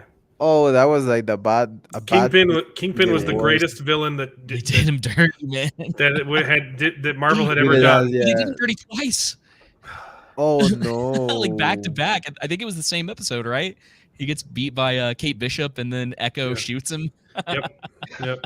And Oh dear Lord. you made a Hawkeye TV show and you put Kingpin in it, and they didn't fight. He fought the girl, got his butt kicked by the Of girl, course. escaped, and then got beat up by the other girl. Yeah, but you can do the spoilers now for the episode, right? We don't really care. Like they killed Milos, which is like They killed but who? do they even matter? Who died? I honestly don't remember. Milos, Oh, the guy. yeah, they have been killing all the characters. The last episode they killed Emilia Clarke, although it didn't matter. She's alive. Oh yeah. Right? Oh right. This is Yeah. what I No, meant. Amelia Clark didn't die. She has healing powers and then disappeared Oh. for the rest No, of the she's like an NPC. No, she's like an avatar or something like Yeah, that. yeah. So the Ah, it's last weird. episode, Yeah, episode 3, ends with her dying, and then this episode starts with her. Guess what? I didn't die because right before I died, I gave myself healing powers, and then she disappears for the rest of the episode. You notice how they kept her out of the finale? So because if she was Yeah, there, her dad wouldn't exactly. have died. Exactly. I don't know. It makes no sense. She just leaves, and the entire time she was the one. I don't know. Like her motivation is The stupid. time that She they has the show, conversation with her dad, and then she gets mad at him for being optimistic when like she was the one that just did it's stupid. It's so dumb. I hate the yeah, show. she literally Just like let they it die. show Just stop she making gets these things, shot. guys. She gets shot, and they show like uh, backflash. A No, flashback. flashback.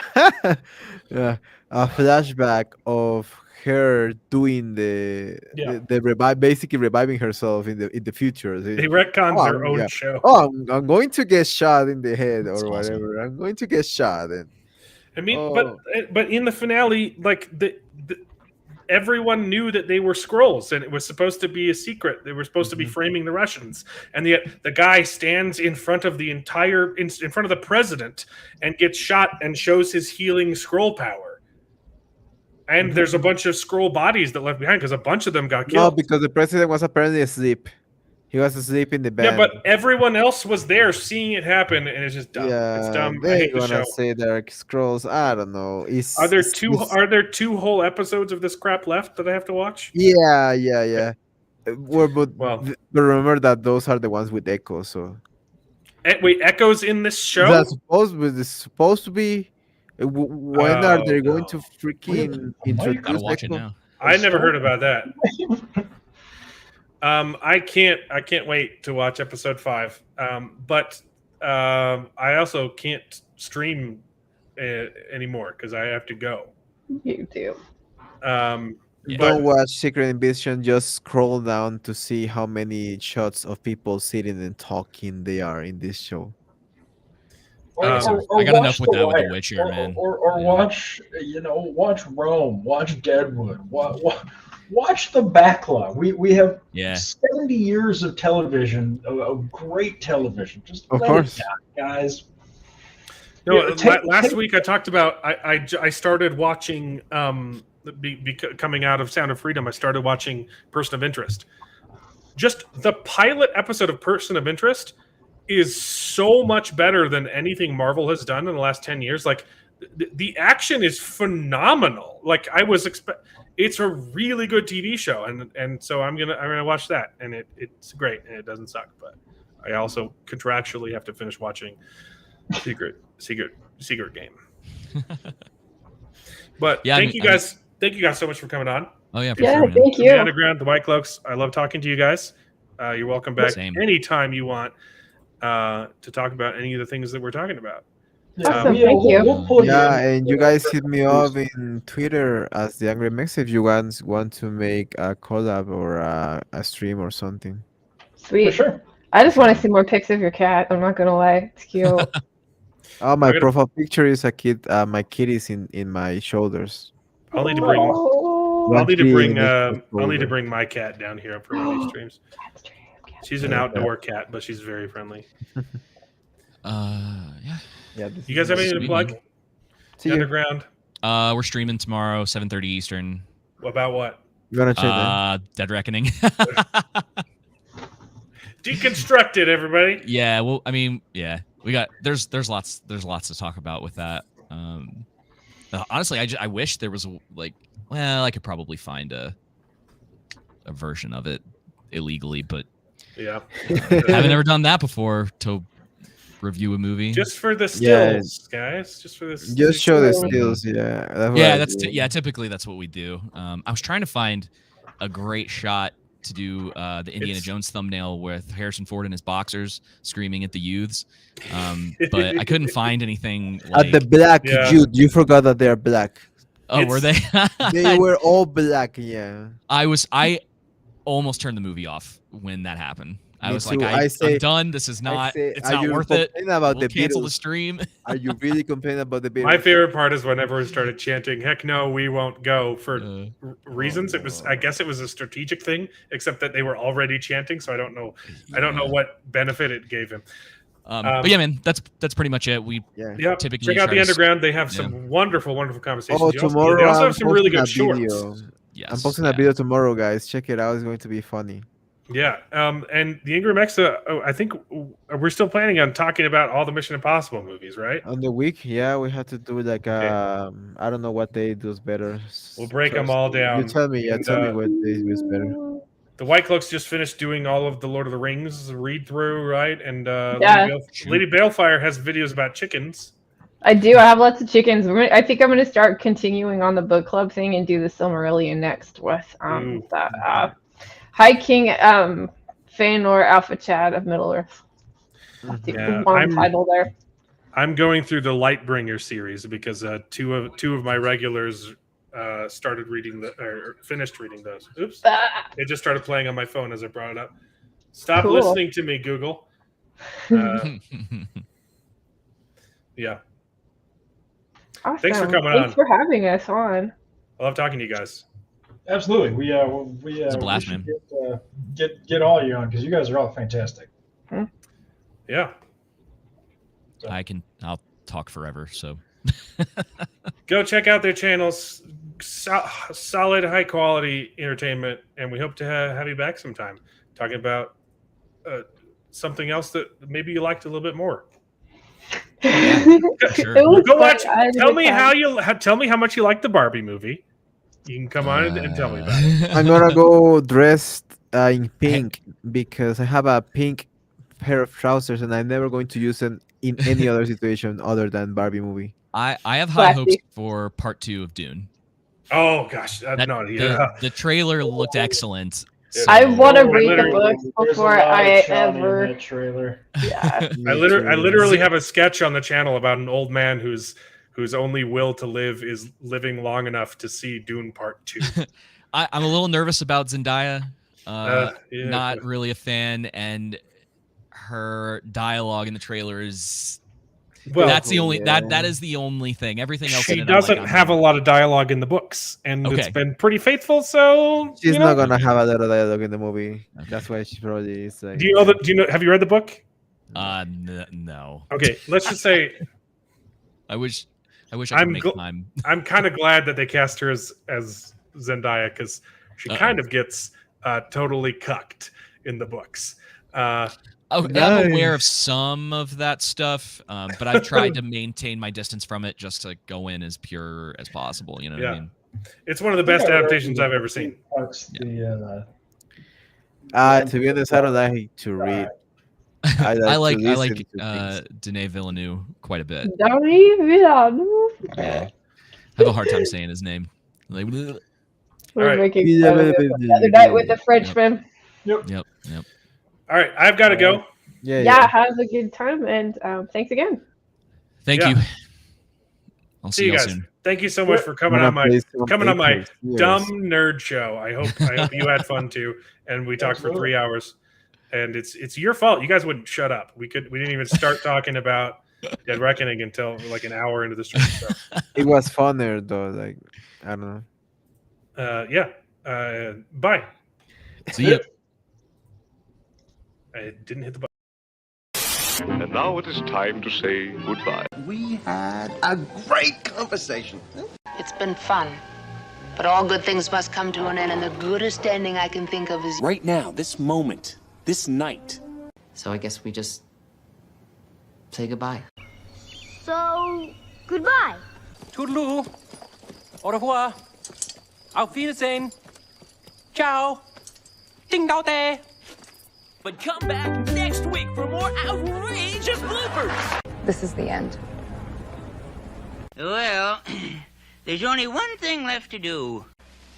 I'm gonna go home and sleep with my wife.